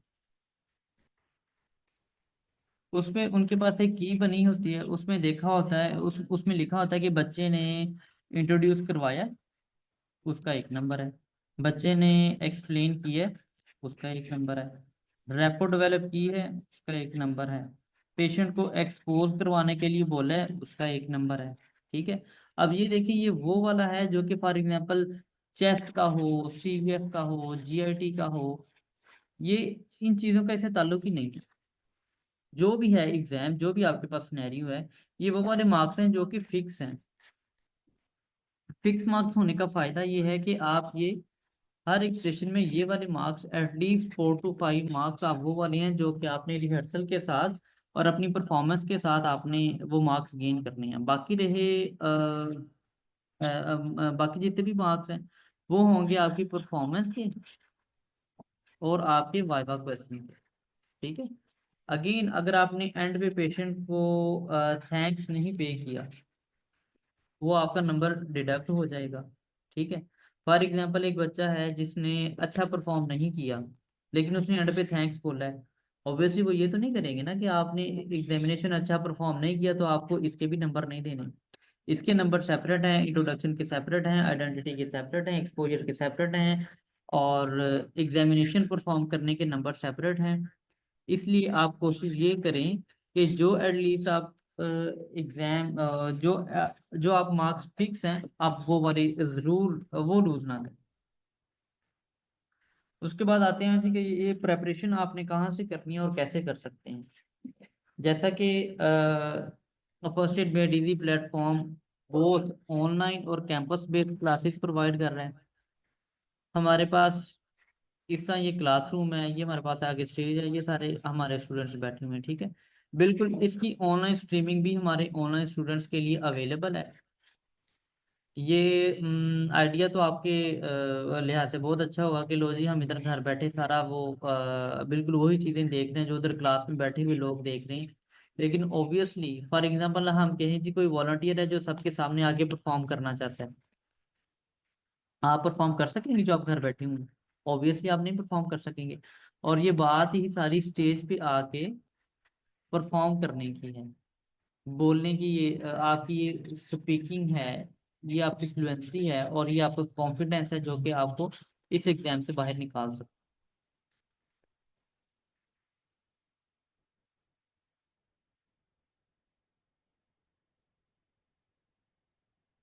इसके अलावा एक तो चलिए हो गया ये जो हमने सर्विसेज प्रोवाइड करनी है ऑनलाइन और कैंपस बेस्ड स्टडीज की, आपने प्रैक्टिस करनी है। प्रैक्टिस के लिए भी आपको एक सीरियस पार्टनर चाहिए, ठीक है, सीरियस स्टडी पार्टनर चाहिए। सीरियस स्टडी पार्टनर के साथ ही आप प्रैक्टिस कर सकते हैं। इसके अलावा एक और चीज जो कि आप लैग करते हैं वो है जी कि रिफ्लेक्सेस क्या हैं। फॉर एग्जांपल आपने जनरल फिजिकल एग्जामिनेशन की आपने रिहर्सल किया जी 25 दफा, उसके बाद पता है कि मैंने साइनोसिस देखने के बाद मैंने स्ट्रेट अवे क्लबिंग देखनी है, ठीक है। एग्जाम में ऐसे नहीं होगा कि आपके जेहन में चल रहा होगा कि ये फर्स्ट स्टेप है, सेकंड स्टेप है, थर्ड स्टेप है, फोर्थ स्टेप है या फिफ्थ स्टेप है, ठीक है। एग्जाम में आपको ये बिल्कुल सोचने का मौका नहीं मिलेगा और उस वक्त आप यानी कि इतने डिसोरिएंटेड या फिर इतने डिसकोऑर्डिनेटेड होते हैं कि आप ये चीजें एक सोच के उस वक्त परफॉर्म नहीं कर सकते। अगर आपके रिफ्लेक्सेस बने हुए हैं तो आप तभी ये चीजें परफॉर्म कर सकते हैं। और रिफ्लेक्सेस बनाने के लिए क्या तरीके है, आप स्टेज पे आए, लोगों को फेस करें और आप वहां पे परफॉर्म करें।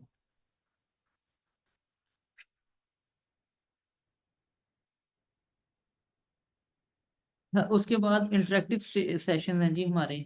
फॉर एग्जांपल जैसे मैंने भी आपको बताया है कि ये स्टूडेंट्स हैं हमारे, ये इधर हमारे मेंटोर्स हैं। For example I be looking for surgery portion, तो इंटरेक्टिव सेशंस हैं। फॉर एग्जांपल मैं हर्निया का एग्जामिनेशन करवा रहा हूँ, I will call one of the students के कम फॉरवर्ड, उससे पूछा जाएगा कि हाँ जी आप कैसे परफॉर्म करते हैं। या अगर हम उसी स्टूडेंट पे रिहर्स करवाते हैं, जस्ट सी कि जिस पे ये रिहर्स हो रहा है उसको उस वक्त कितना फायदा हो रहा है, और उस वक्त जो सामने बैठ के उसको लाइव देख रहे हैं, ठीक है, वो उसी वक्त कोई भी क्वेश्चन पूछ सकते हैं। ऑब्वियसली जो हमारे ऑनलाइन स्टूडेंट्स हैं उनको हम बिल्कुल ऐसा तो नहीं कि वो हम बिल्कुल हमसे कट ऑफ होंगे। जैसे इस तरह ऑनलाइन मीटिंग में हर क्वेश्चन का आंसर किया जाता है, इसी तरह इधर भी आंसर किए जाएंगे, ठीक है। लेकिन इस वक्त क्लास में आके जितनी आप एक इंटरेक्टिव सेशन के साथ ये प्रोडक्टिविटी ले सकते हैं वो ऑनलाइन थोड़ा सा नहीं बल्कि काफी मुश्किल हो जाता है। उसके बाद ये एक बहुत बड़ी आप कह लें कि ये हर्डल है इस एग्जाम में पास करने के लिए, वो है जी हेजिटेशन। आपने एग्जामिनेशन परफॉर्म किया, आपके माइंड में एक बन गया कि लो जी मैंने क्या एक्सप्लेन करना है, ठीक है। बात तो तब है कि जब आप इसको स्पीक आउट कर पाएंगे। फॉर एग्जाम्पल आपके जहन में एक आंसर है और वो आंसर 100% ट्रू है, लेकिन आप उसको बोल ही नहीं पा रहे, तो आप ऑब्वियसली आपका वो बिल्कुल ऐसे ही होगा कि जैसे आपने वो नहीं बोला, और ऐसे ही होगा कि जैसे आपको उस आंसर का नहीं पता।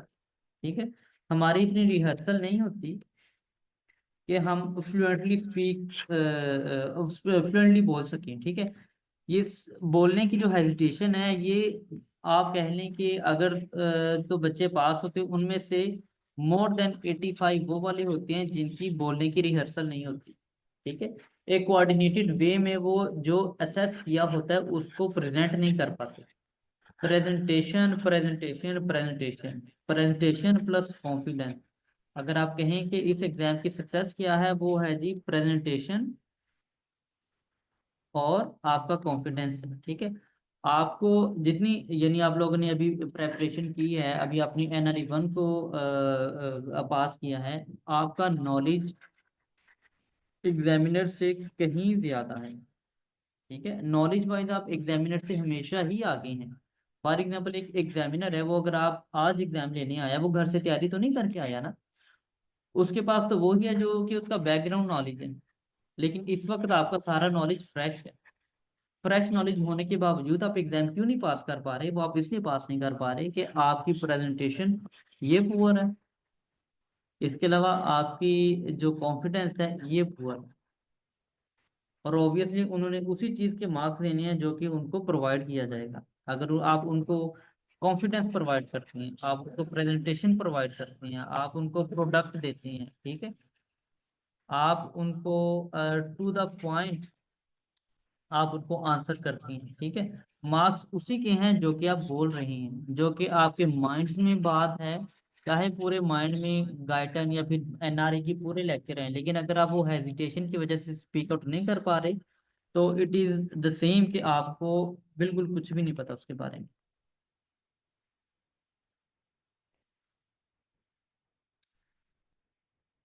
अच्छा जी, अभी ये हमारा वो पहले वाली स्लाइड आ गई है दोबारा, कि हमने इसमें स्ट्रक्चर को डिस्कस कर लिया है, सिलेबस डिस्कस कर लिया है, मार्किंग के हवाले से आपको बता दिया है कि हर स्टेप के अलहदा मार्क्स हैं। प्रेपरेशन के बारे में बता दिया है कि NRE 2 बुक जो हमारी प्लेटफॉर्म की है, वो इंशाल्लाह दैट वुड बी सफिशिएंट। इसके अलावा परफॉर्मेंस, परफॉर्मेंस की तरफ आते हैं। ये है जी ऑन द डे आपने कैसे परफॉर्म करना है। ठीक है, ऐसा बिल्कुल भी नहीं है कि आप घर से उठे हैं और बिल्कुल ट्रैक सूट में आप चले गए हैं। ठीक है, ऑब्वियसली ड्रेसिंग के नंबर तो नहीं होते, लेकिन इसका इम्प्रेशन होता है। इम्प्रेशन किस पे है जी? एग्जामिनर पे है इम्प्रेशन, पेशेंट पे है इम्प्रेशन। ठीक है, और आप खुद भी कॉन्फिडेंट फील करते हो जब आप वेल ड्रेस्ड होते हो। कॉन्फिडेंस के बारे में आपको बता दिया गया है। प्रोफेशनलिज्म के बारे में अभी नेक्स्ट स्लाइड में आपको बताता हूँ। दूसरी ये बात है कि एक्सपेक्टेशंस, वो आपसे एक्सपेक्ट क्या करती हैं? वो आपसे एक्सपेक्ट ये नहीं करते कि आप हमें NRE 1 का पूरा सिलेबस सुना दें, वो आपसे एक्सपेक्ट करते हैं हमें टू द पॉइंट आंसर दिया जाए भाई। फॉर एग्जांपल अगर उन्होंने पूछा है कि नेक्रोटाइजिंग फेशियाइटिस है, उसकी क्या मैनेजमेंट है? उसकी ऑब्वियसली मैनेजमेंट डेब्राइडमेंट ही है। एक्सटेंसिव डिब्राइडमेंट उसकी मैनेजमेंट है, और स्पोर्टिव गियर। उनको ये डिब्राइडमेंट का लफ्ज आपके मुंह से सुनना है। जब तक आप ये लफ्ज नहीं बोलते, आप चाहे उधर पूरा मजमून लिख दें, वो सारा जीरो से मल्टीप्लाई होने वाला।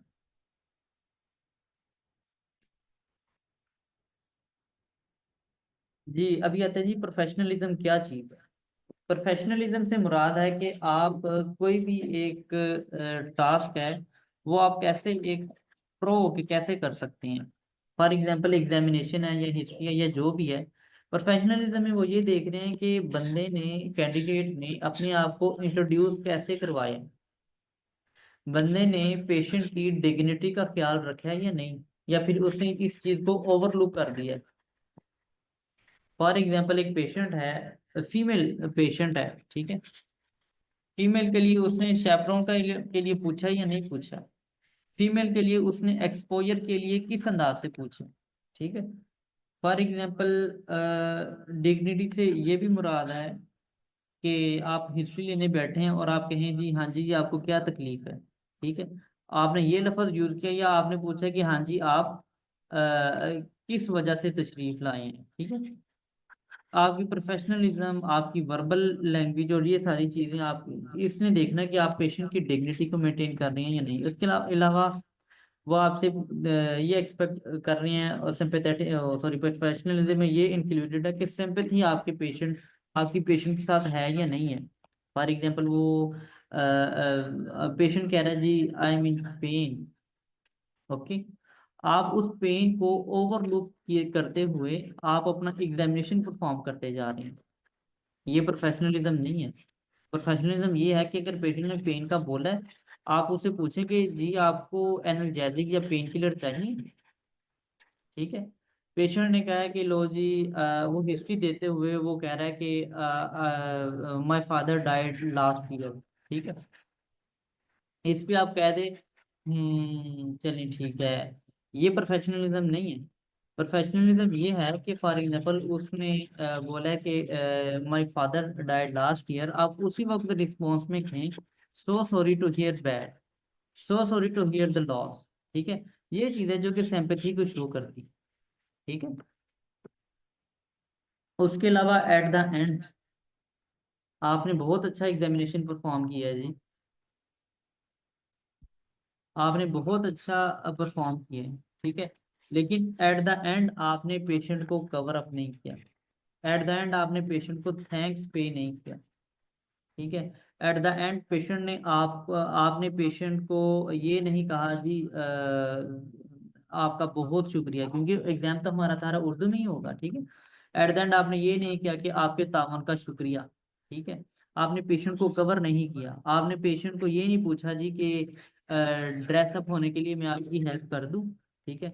ये सारी चीजें हैं जो कि एट द एंड आपने एक एग्जाम में पूछना होती है, और आपने प्रोफेशनलिज्म को मेंटेन करना है। नॉलेज, अगर मैं तो इसकी बात करूं, नॉलेज की वैल्यू इतनी नहीं है जितनी इस एग्जाम में प्रोफेशनलिज्म की है।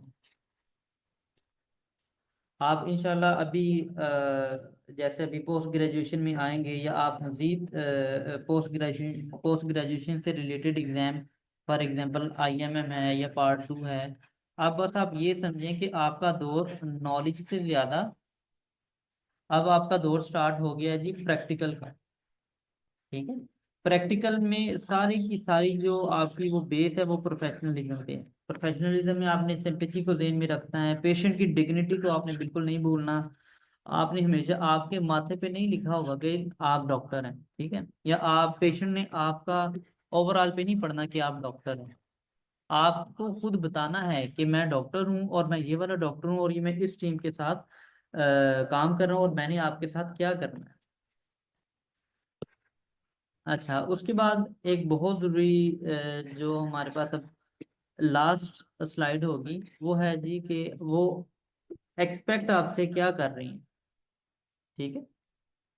एक्सपेक्ट क्या कर रही हैं आपसे, वो आपसे बिल्कुल ये एक्सपेक्ट नहीं कर रहे कि आप उधर एक प्रोफेसर हैं और आप 100% हमें डायग्नोसिस बना के दें।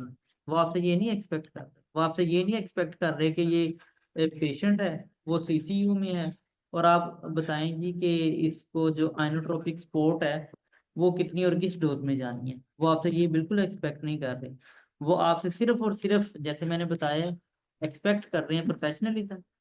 वो आपसे एक्सपेक्ट कर रहे हैं अप्रोच। फॉर एग्जाम्पल एक पेशेंट है, आपने पेशेंट को अप्रोच कैसे करना है।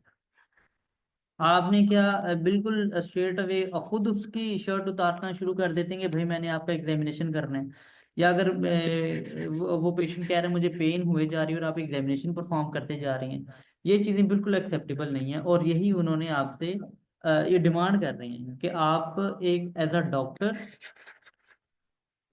आप पेशेंट्स की लाइफ के साथ ऑब्वियसली वो डील कर रही हैं, ठीक है। और वो एक मशीनरी नहीं है, वो एक जीता जागता पेशेंट है जिसकी अपनी इमोशंस हैं, और आप उन इमोशंस का ख्याल रखती हैं या नहीं रखते, ठीक है।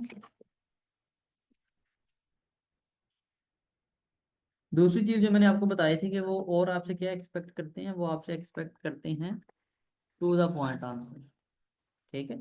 आपने आंसर अकॉर्डिंग टू की ही देना है। और अभी पाकिस्तान में तो चलें ये चीज़ें थोड़ी सी लैकिंग है कि प्रॉपर बनाई नहीं जाती। ठीक है, उस वक्त आंसर के एग्जामिनर के ज़हन में जो भी आंसर होता है वही उसको ठीक माना जाता है। ठीक है, इसके अलावा अगर आप किसी भी इंटरनेशनल एग्जाम की बात करें तो जो भी कुछ क्वेश्चन है साथ इसके आंसर आते हैं। ठीक है, क्वेश्चन एग्जामिनर ने आंसर वही एक्सपेक्ट करनी है जो कि उसको की में प्रोवाइड किए गए। इसके अलावा आपसे एक्सपेक्ट किया जा रहा है जी एक्टिंग, एक्टिंग एक्टिंग और एक्टिंग। आपने उधर बड़ी बड़ी फिल्में बन के दिखाना है कि लो जी हम बहुत ही ताबेदार हैं, हम पेशेंट को कुछ नहीं होने देंगे, जो पेशेंट कहेगा हम वही करेंगे। ठीक है, आपने बस ये है कि पेशेंट को आपने अपना उस वक्त पीर मान लेना है और खुद आपने क्या बन जाना है, मुरीद। ये बस पीरी मुरीदी का ताल्लुक है जो कि आपको इस एग्जाम से बाहर लेके जाने वाला।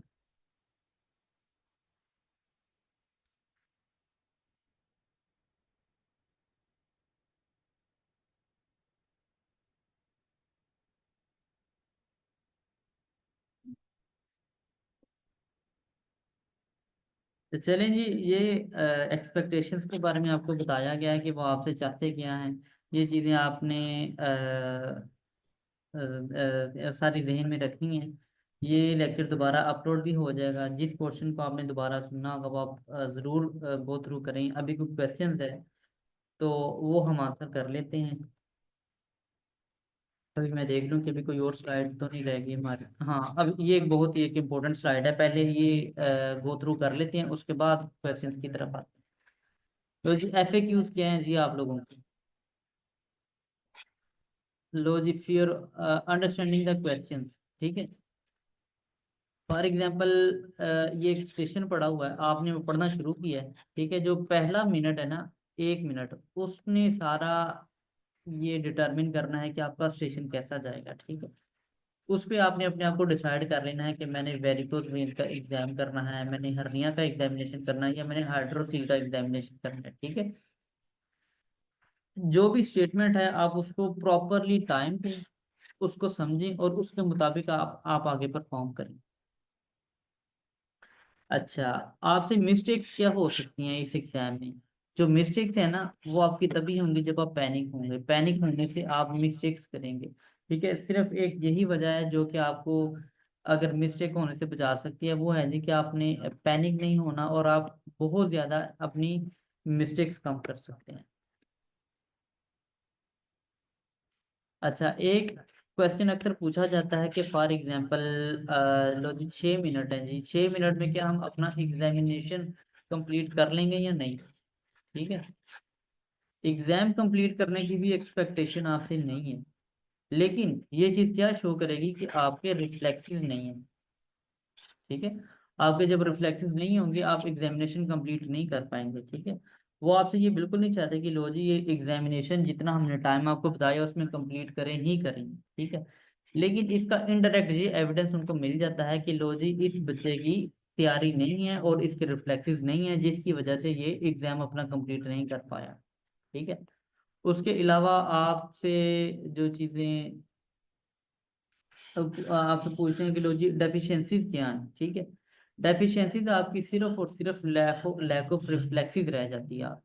ठीक है, आप फॉर एग्जांपल आपके जेहन में ये होगा कि चलिए ठीक है जी मैंने देख लिया है।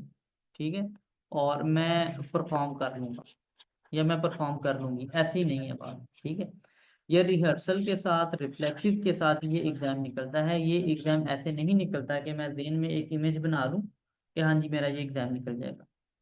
उसके बाद एग्जामिनर का रिस्पॉन्स कैसा होता है? वो मोस्टली फ्रेंडली ही होते हैं, वो आपको मोस्टली पास करने के लिए ही बैठे होते हैं, लेकिन पास वो आपको तभी करते हैं जब आप उनको कोई प्रोडक्ट देते हैं।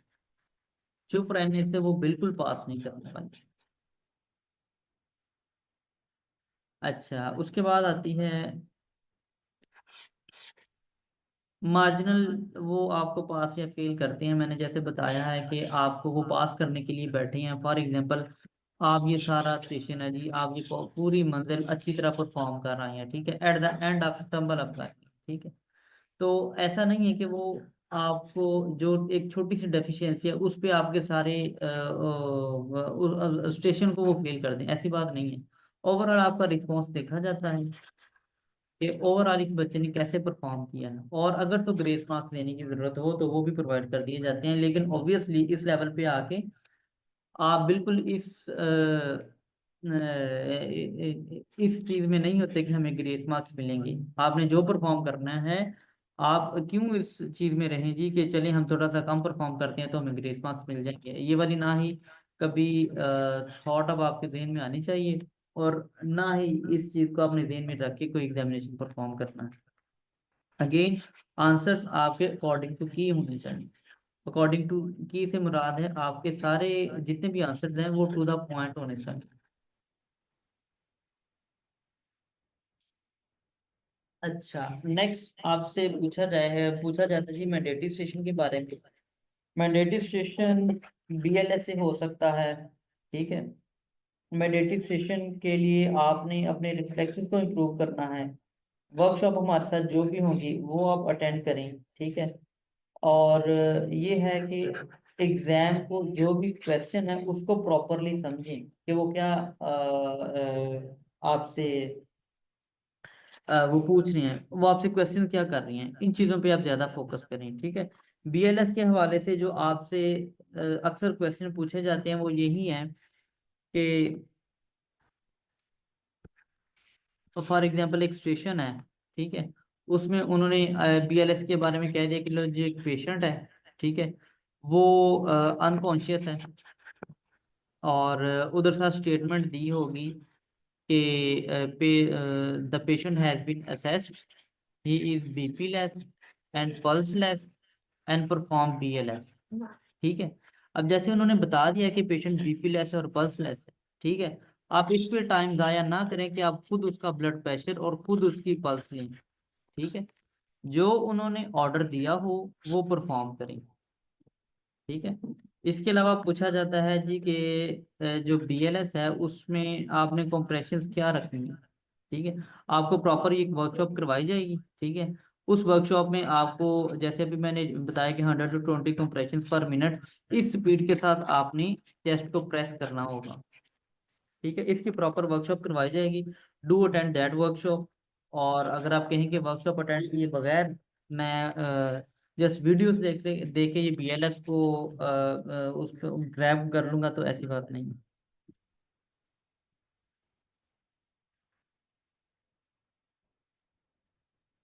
अच्छा, समटाइम जब हम आपको बीएलएस के बारे में कुछ बताते हैं तो जो जहन में बातें आती हैं वो ये है कि सेकंड रेस्क्यूर हमें दिया जाता है या नहीं दिया जाता, या हमें एग्जाम के दौरान असिस्टेंट दिया जाता है या नहीं दिया जाता। तो जब भी जरूरत हो ये आपको प्रोवाइड कर दिया जाता है। ये सारे बीएलएस से रिलेटेड क्वेश्चन ही हैं। इट्स बेटर कि जब हम बीएलएस का स्टेशन परफॉर्म करेंगे तब हम इसके बारे में बात करें, ठीक है। अभी एक स्टूडेंट की तरफ से भी कुछ देर पहले क्वेश्चन था कि हाउस जॉब के दौरान हमारा क्लिनिकल एक्सपोजर नहीं है तो हम ये एग्जाम अटेम्प्ट करें या ना करें, ठीक है। हाउस जॉब की वजह से इस एग्जाम को डिले करना ये तो कभी भी कहीं भी किसी की तरफ से भी रिकमेंडेड नहीं है, ठीक है। क्योंकि जब आप हाउस जॉब के दौरान इस एग्जाम को अटेम्प्ट कर रहे हैं, इससे ना सिर्फ आपकी हाउस जॉब ओरिएंटेड होती है बल्कि आपकी टाइम की सेविंग भी होती है, ठीक है। इसके अलावा आपको पता है कि पीएमडीसी को खास शेड्यूल आपको बताते ही नहीं है। टाइम से बचने के लिए आप हाउस जॉब के दौरान ही इसको अटेम्प्ट करें, ठीक है जी। इसके अलावा बस यही हमारी आज की स्लाइड थी ओरिएंटेशन के हवाले से। अभी डॉक्टर हमाद और डॉक्टर सोहेल वो भी जो हमारे प्रीवियस सेशन जो अटेंड किया था वो भी आपको अपने एक्सपीरियंस के बारे में बता देते हैं। अभी अगर कोई स्टूडेंट की तरफ से क्वेश्चन है तो वो काइंडली रिटर्न फॉर्म में भी वो टेक्स्ट कर दें, मैं भी वो उनको अटेंड कर लेता हूँ। Which language is appreciated for exam, English और उर्दू और अ मिक्स विल बी फाइन।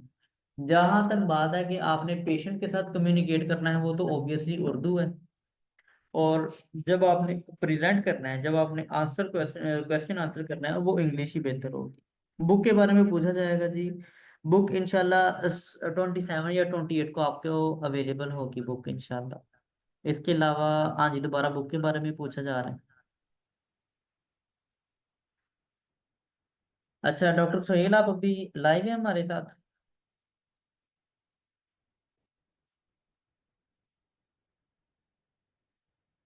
अच्छा, आप पूछ रहे हैं कि कितने स्टेशन पास करना जरूरी है, ठीक है। तो ऐसा नहीं है कि ये एक दूसरे के साथ कंपनसेट कर रहे हैं। इशू सिर्फ और सिर्फ ये है, जो मैंडेटरी स्टेशन है वो आपने हर सूरत पास करना है, जो 3 स्टेशन है, ठीक है। और बाकी आपका ये है कि टोटल आपका 60% भी अगर पासिंग मार्क्स हैं तो आप पास कर जाएंगे। किताब की कीमत क्या होगी? अच्छा, किताब की कीमत अभी वो पब्लिशर जब हमारी कंप्लीट हो जाएगी उसके बाद ही हम डिसाइड करेंगे। सर्जी स्टेशन के बारे में मैंने आपको बता दिया कि सर्जी स्टेशन में हर्निया का एग्जामिनेशन है, हाइड्रोसील एग्जामिनेशन है, स्वेलिंग के एग्जामिनेशन है, ये इलियोमॉर्फिक एडिनोमास का एग्जामिनेशन आ सकता है, आई का एग्जामिनेशन, क्रीन नर्व का एग्जामिनेशन आ सकता है। मैंडेटरी स्टेशन पास करने के बाद कितना परसेंटेज मिलेगी? मैंडेटरी स्टेशन को पास करने की कोई आपको ऐसा नहीं है कि कोई प्लस पॉइंट होगा। बस ये है कि आप इससे बच जाएंगे कि मैंडेटरी स्टेशन को पास करना जरूरी है। Where to buy the book from? ये अवेलेबल होंगी इधर लाहौर में भी, इधर है निश्तर पब्लिकेशन है, इसके अलावा अल्लामा इकबाल मेडिकल कॉलेज में भी विल मेक पॉसिबल कि वहाँ पे भी ये अवेलेबल हो। 3 स्टेशन कौन से मैंडेटरी हैं? विच 3 स्टेशन आर मैंडेटरी? इसका ना मुझे पता है, ना आपको पता है, ना इसका एग्जामिनर को पता है। बस उन्होंने हिस्ट्री सॉरी सर्जरी मेडिसिन और गायनी से एक एक स्टेशन लेना है और उसको उन्होंने मैंडेटरी बना देना है। पिंडी इस्लामाबाद बुक, इसके बारे में अभी चलें, ये ग्रुप में आप पूछ लें, ठीक है। तो अभी मैं देखता हूँ कि वहाँ पे बुक की अवेलेबिलिटी का क्या सीन है। White coat and what this like strength और what we have to take with us on the exam day. अभी डॉक्टर सोहेल और डॉक्टर हमाद आपको पर्सनल किट के बारे में बता देते हैं। उसमें आपका यही है कि आपका टॉर्च हो, आपकी स्टेथ हो, बीपी ऑपरेटर्स आपके पास हो। लेकिन लास्ट टाइम ये सारी चीजें वो प्रोवाइड कर दी गई थी।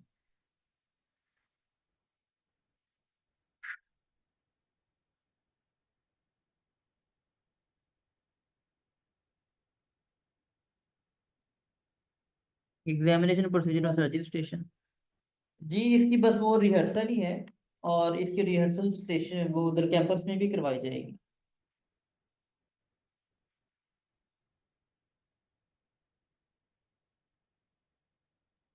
बुक को कैसे स्टडी करना है सर? बुक को आपने ऐसे स्टडी करना है कि फॉर एग्जांपल आज आपको मेडिसिन की हिस्ट्री पढ़ाई गई है, फॉर एग्जांपल आज आपको सर्जरी का स्टेशन पढ़ाया गया है, तो विल मेक श्योर कि आपको उसी पैटर्न पे पढ़ाया जाए, उसी पैटर्न पे टीच किया जाए जिस तरह बुक में लिखा हुआ है। तो जब आप बुक को स्टडी करेंगे तो आप नोटिस करेंगे कि वही चीज़ें आपके माइंड में ऑटोमेटिकली रिकॉल होती जाएंगी जो कि आपको स्टेज पे बताएंगे। एग्जाम तो पीएमडीसी ही बता सकती है कि कब है, लेकिन विद इन अ मंथ वो डेट उसकी यानी कि ना आ जाती है कि विद इन अ मंथ ये एग्जाम हो जाता है। जी जी ज़रूर, वीडियो ज़रूर अपलोड होंगी इंशाल्लाह, डेली की डेली वीडियोस अपलोड होंगी। और अभी जिन लोगों ने सेशन ज्वाइन कर लिया है, जिन लोगों ने सब्सक्रिप्शन ले ली है, उनको हमने प्रीवियस NRE2 जो हमारा सेशन हुआ था उसकी सारी वीडियोस जो हम लेक्चर की बनाते रहे हैं वो अपलोडेड हैं, वो उनके लिए एक्सेसिबल है।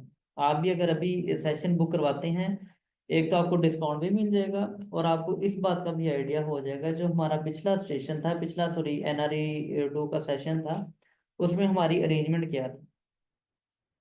Book delivery in other cities available, आपको एक नंबर शेयर कर दिया जाएगा जिस पर डिलीवरी पॉसिबल होगी।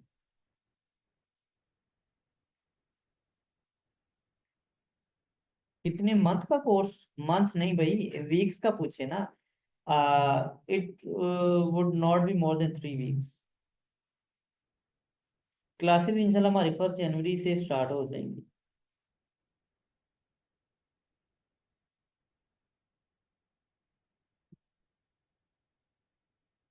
डॉक्टर तला अभी ये लाइव है या फिर आप इधर कैंपस में आती हैं? फीस सेम ही है।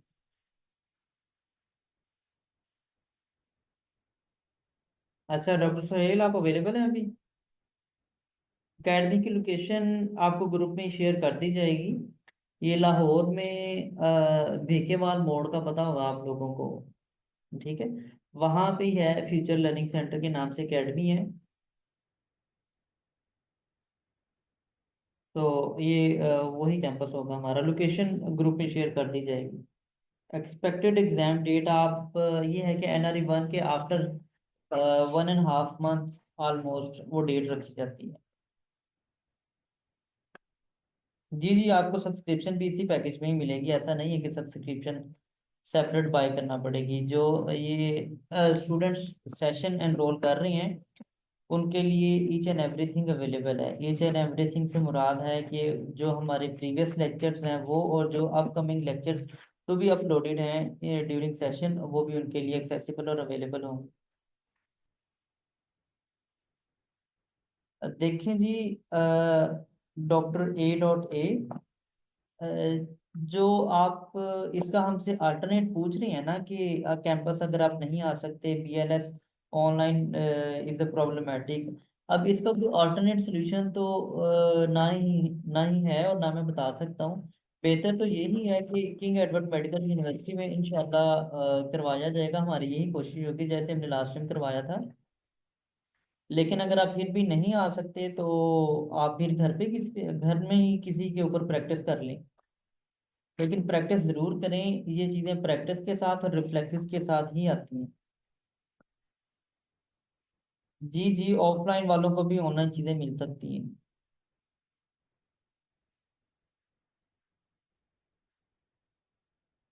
नहीं, फीस पैकेज सेम ही है। आप चाहे ऑनलाइन है और किसी दिन कैंपस आ जाते हैं, या अगर आप कैंपस स्टूडेंट है और किसी दिन आप ऑनलाइन वो सेशन ले लेते हैं, फीस सेम ही है। डॉक्टर रिदा, ये आप अपना थोड़ा सा क्वेश्चन एक्सप्लेन कर दें कि आप क्या पूछ रही हैं कि लास्ट स्टेज में वर्कशॉप, क्या मैं क्वेश्चन नहीं समझ पाया।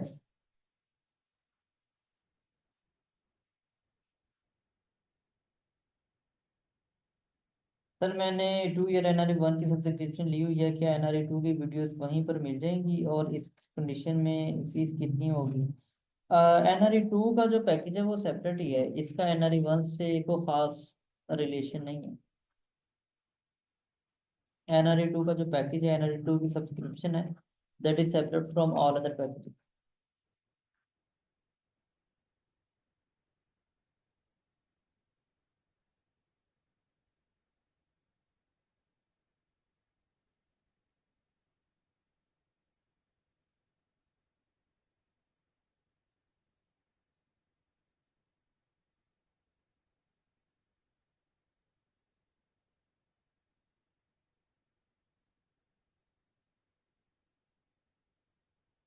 एडमिन का टाइम हमारा 3 से 6 बजे का होगा।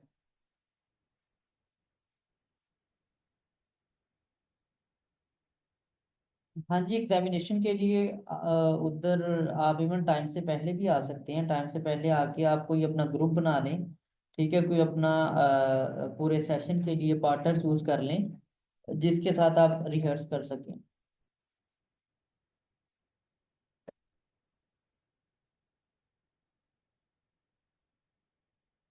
नहीं नहीं, अलग अलग नहीं पे करना होगा।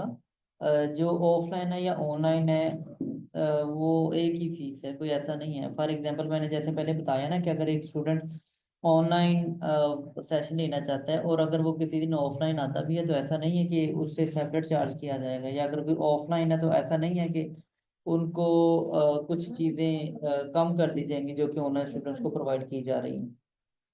कोर्स अभी हम सोच रहे हैं 3 वीक्स का। 3 वीक्स का करवाता तो नहीं है, लेकिन जस्ट कि आपके रिफ्लेक्सेस अच्छे हो जाएं, रिहर्सल अच्छी हो जाए, हेजिटेशन ओवरकम हो जाए, तो हम कोशिश करेंगे जितना मैक्सिमम इसको एग्जाम तक लेके जाने की कोशिश करें।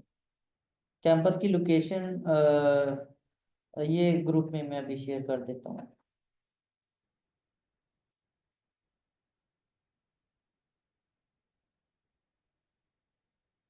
अच्छा अच्छा, ठीक है डॉक्टर रिदा, आपके कहने का मतलब है कि फॉर एग्जांपल 3 वीक्स का सेशन है और आप 2 वीक्स ऑनलाइन सेशन लेते हैं, और इसके बाद फिर आप 1 वीक ऑफलाइन आते हैं, तो हम दोबारा सारा रिहर्स करवाएं। मुकम्मल तौर पे सारा रिहर्स करना तो मुश्किल हो जाएगा, लेकिन जो पहली वीडियोस, जो पहले लेक्चर्स अपलोड हुए होंगे, वो आप देख के उसके मुताबिक खुद को पार्टनर चूज करके तो रिहर्स कर सकते हैं आप।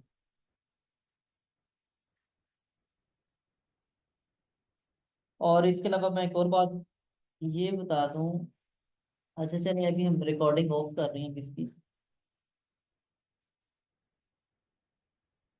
अच्छा, एक और मैं ये बात बता दूं कि हमारे पास उधर हॉस्टल की फैसिलिटी भी अवेलेबल है।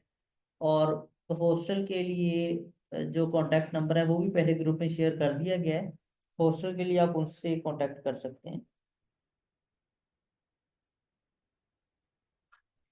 जी, इसकी एक्सपायरी के हवाले से मैं पता करके बता सकता हूँ। आई डोंट नो कि इसकी कोई एक्सपायरी डेट है या नहीं है।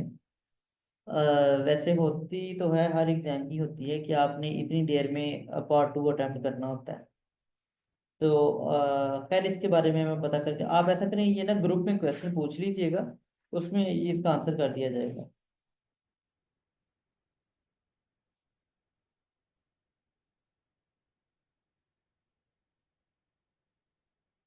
पार्ट 2 के लिए जो है ना, वो मेरे ख्याल से 5 साल का टाइम होता है, 5 साल के अंदर अंदर आपने करना होता है।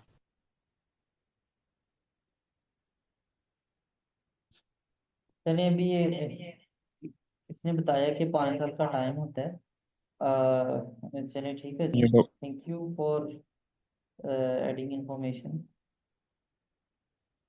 Sir, VLSN examination last week में करवा सकते हैं आप, ताकि लास्ट डेज में लाइव सेशन वाले स्टूडेंट्स भी आके अटेंड कर सकें। हमारी कोशिश यही होगी कि पहले मेडिसिन को कवर अप करें, और ये डिपेंड करता है कि हमें यूनिवर्सिटी से क्या डे मिलता है, क्या टाइम मिलता है। क्योंकि उधर एक प्रॉपर वर्कशॉप है, और काफ़ी लोग उधर वर्कशॉप करवाने के लिए कोशिश में होते हैं। तो हम बस यही कोशिश करेंगे कि जब हमें मिल जाए तो हम उधर स्टेशन करवा लें। ठीक है, क्योंकि अगर हमने डेट चेंज की, हो सकता है हमें उस विंडो पीरियड में मजीद स्लॉट ना मिले, तो ये काफ़ी चीज़ें हमारे लिए नुकसानदेह होंगी। ठीक है, इसलिए BLS के सेशन को लास्ट वीक तक वो लेके जाना विलिंगली, वो शायद हमारे लिए पॉसिबल ना हो।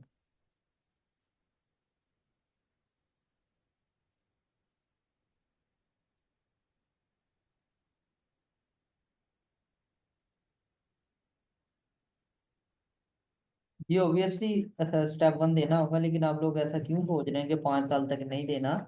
जब आपने NRE 1 कर लिया है, तो फिर आप NRE 2 के लिए क्यों देर कर रहे हैं?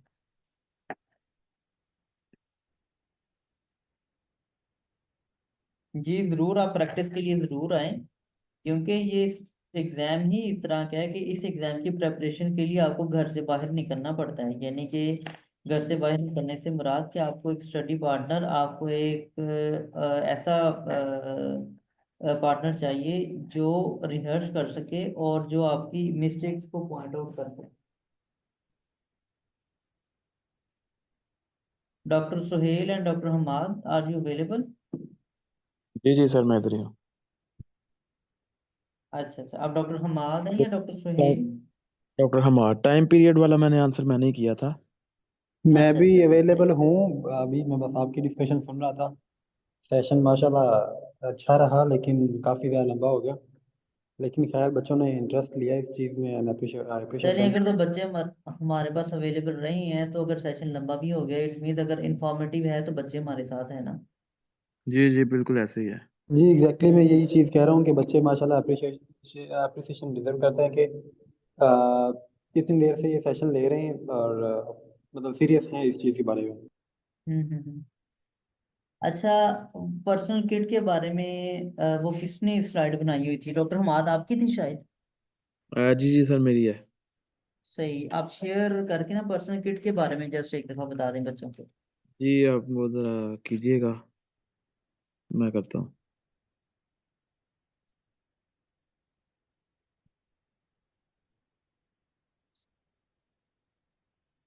ये आपको मुझे होस्ट बनाना पड़ेगा सर, शेयरिंग के लिए। नहीं, मैं उसके बगैर ही कर देता हूँ।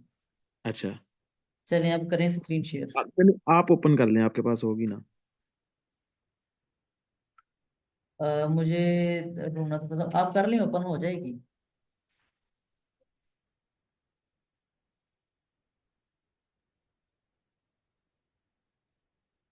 बना के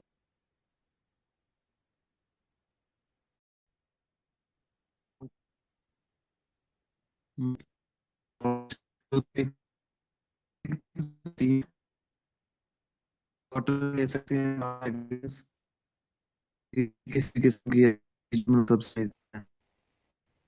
हाँ जी, आप ना बस उधर ही क्या आ जाएं, जो वो पर्सनल वो इक्विपमेंट के हवाले से है, वही आप बता दें बस। जी जी वो ये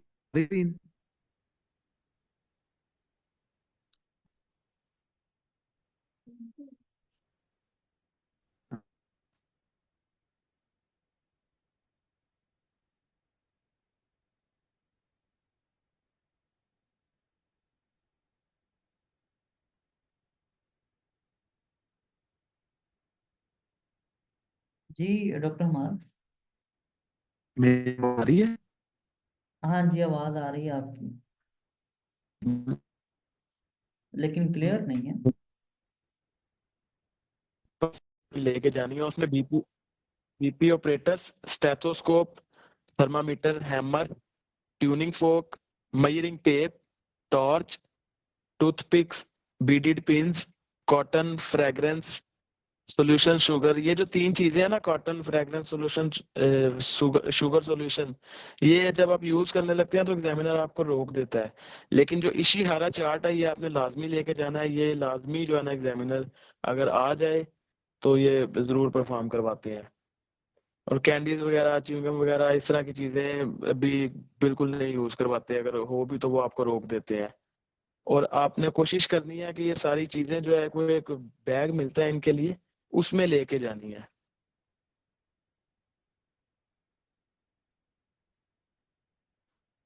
अच्छा डॉक्टर हमाद, ये भी बता दें कि लास्ट टाइम जब आपने अटेम्प्ट किया था, तो जी अगर जी सर। आप स्टेशन में ये चीज़ें ना लेके जाते तो क्या आपको कुछ नुकसान होता, या वो खुद ही प्रोवाइड कर दी थी उन्होंने सारी चीज़ें? नहीं, हमारी दफा नहीं प्रोवाइड की थी। सम टाइम वो दे देते हैं लेकिन हमारी दफा नहीं दी थी, तो हम लेके गए थे। तो आपने इस तरह का रिस्क नहीं लेना कि आप ना हाँ लेके ठीक जाए, है, आप चलें, लास्ट में कंसेंसस लेके यही जाए। है कि ये इस चीज़ को आप नोट डाउन करें, ठीक है, और ये सारी चीज़ें आपके पास अवेलेबल हों और प्रॉपरली अरेंज्ड हों। ऐसा ना हो कि एक थैला हो जिसके अंदर सारा कुछ पड़ा हो, पीपी ऑपरेटर्स की दोनों जो ट्यूब्स हैं वो स्टेथ की ट्यूब के साथ अड़ी हुई हों, ठीक है, अगर ये तो ऐसा आप नहीं करना। इसको अपने वाइट कोट में एडजस्ट कर सकते हैं तो ठीक है, वरना वो बेहतर यही है कि आप एक छोटा सा बैग ले लें।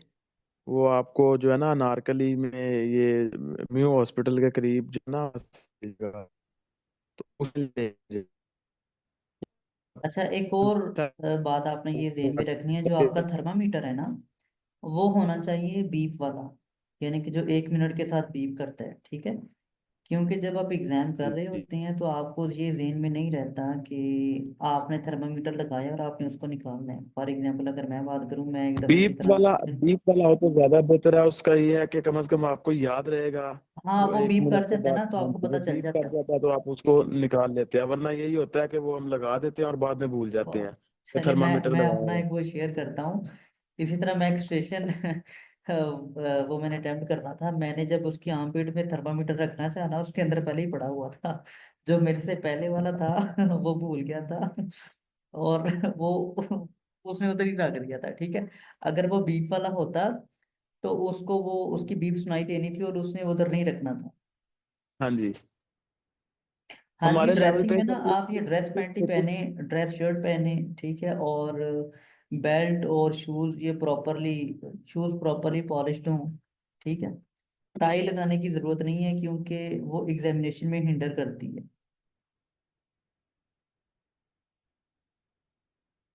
जी। चलें, और जी कोई क्वेश्चन?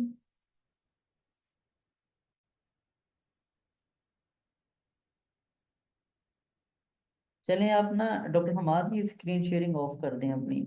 आप मजीद कुछ ऐड करना चाहें, जो मैंने चीज़ें बताई हैं स्टेशन के स्ट्रक्चर के हवाले से, नंबर ऑफ क्वेश्चंस के हवाले से, और मार्किंग?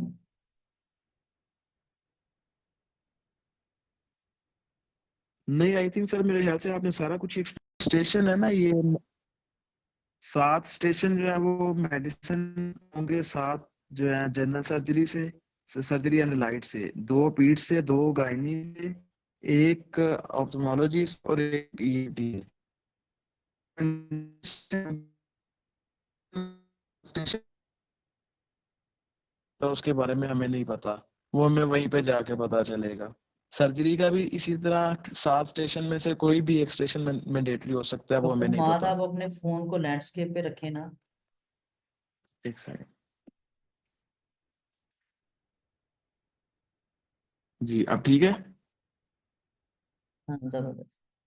अब ठीक है जी। मैं ये बता रहा हूँ कि जो पीड्स और गायनी का है ना, इन दोनों में से किसी एक में से मैंडेटरी स्टेशन आएगा, तीसरा जो है। और वो मोस्टली पीड्स में से ही होता है, क्योंकि गायनी में से बहुत कम, बहुत शायद एक दफा 1-2 दफा आया हुआ है, वरना पीड्स में से ही जो है ना वो मैंडेटरी स्टेशन आता है।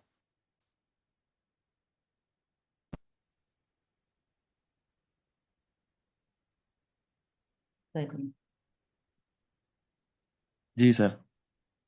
चलें ठीक है जी। अब I guess we should move के इसका सेशन को एंड किया जाए।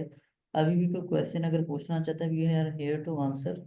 डॉक्टर सोहेल, डॉक्टर हमाद, इन्होंने लास्ट टाइम सेशन अटेंड किया है और आपके सामने ये अल्हम्दुलिल्लाह सक्सेस स्टोरी आपके सामने है। ठीक है। जी अल्हम्दुलिल्लाह। और हाँ, कोई और क्वेश्चन पूछना चाहें, और वी होप कि आपके साथ भी इंशाल्लाह हम साथ रहेंगे। कोई भी क्वेश्चन है, कोई आप रिपीट करवाना चाहते हैं, वो ड्यूरिंग सेशन हम कभी भी कुछ भी आप कह सकते एक और चीज ऐड करना चाहूंगा सर, हैं। जी जी कि मैं बताएं। ये बताना चाहता हूँ इनको कि जो प्रैक्टिस है ना, प्रैक्टिस वो मैंने कुछ 100 दफा नहीं, 500 दफा की थी एग्जामिनेशंस की। हम्म।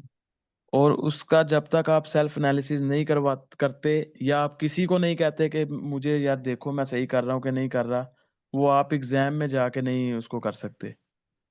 तो इसलिए मेरे ख्याल से फिजिकल जो है क्लासेस को अटेंड करना बहुत जरूरी है।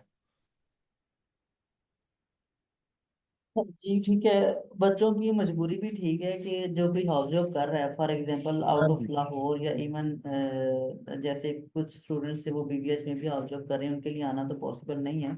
तो मैक्सिमम एफर्ट यही है कि हम उनको ऑनलाइन मैक्सिमम डाटा प्रोवाइड कर सकें। जी तो बाकी आप अपने स्टेशन पर रह के भी प्रैक्टिस कर सकते हैं। लास्ट टाइम के जो स्टेशन है ना, वो डॉक्टर हुमाद जो हमने पूरी की डिस्कस की थी ना, वो शेयर कर दें। इस तरह तो थोड़ा सा लेंथी हो जाएगा सारे स्टेशन इस वक्त दोबारा डिस्कस करना। ऑलरेडी रिकॉर्डेड लेक्चर्स हैं जो कि आप सुन सकते हैं।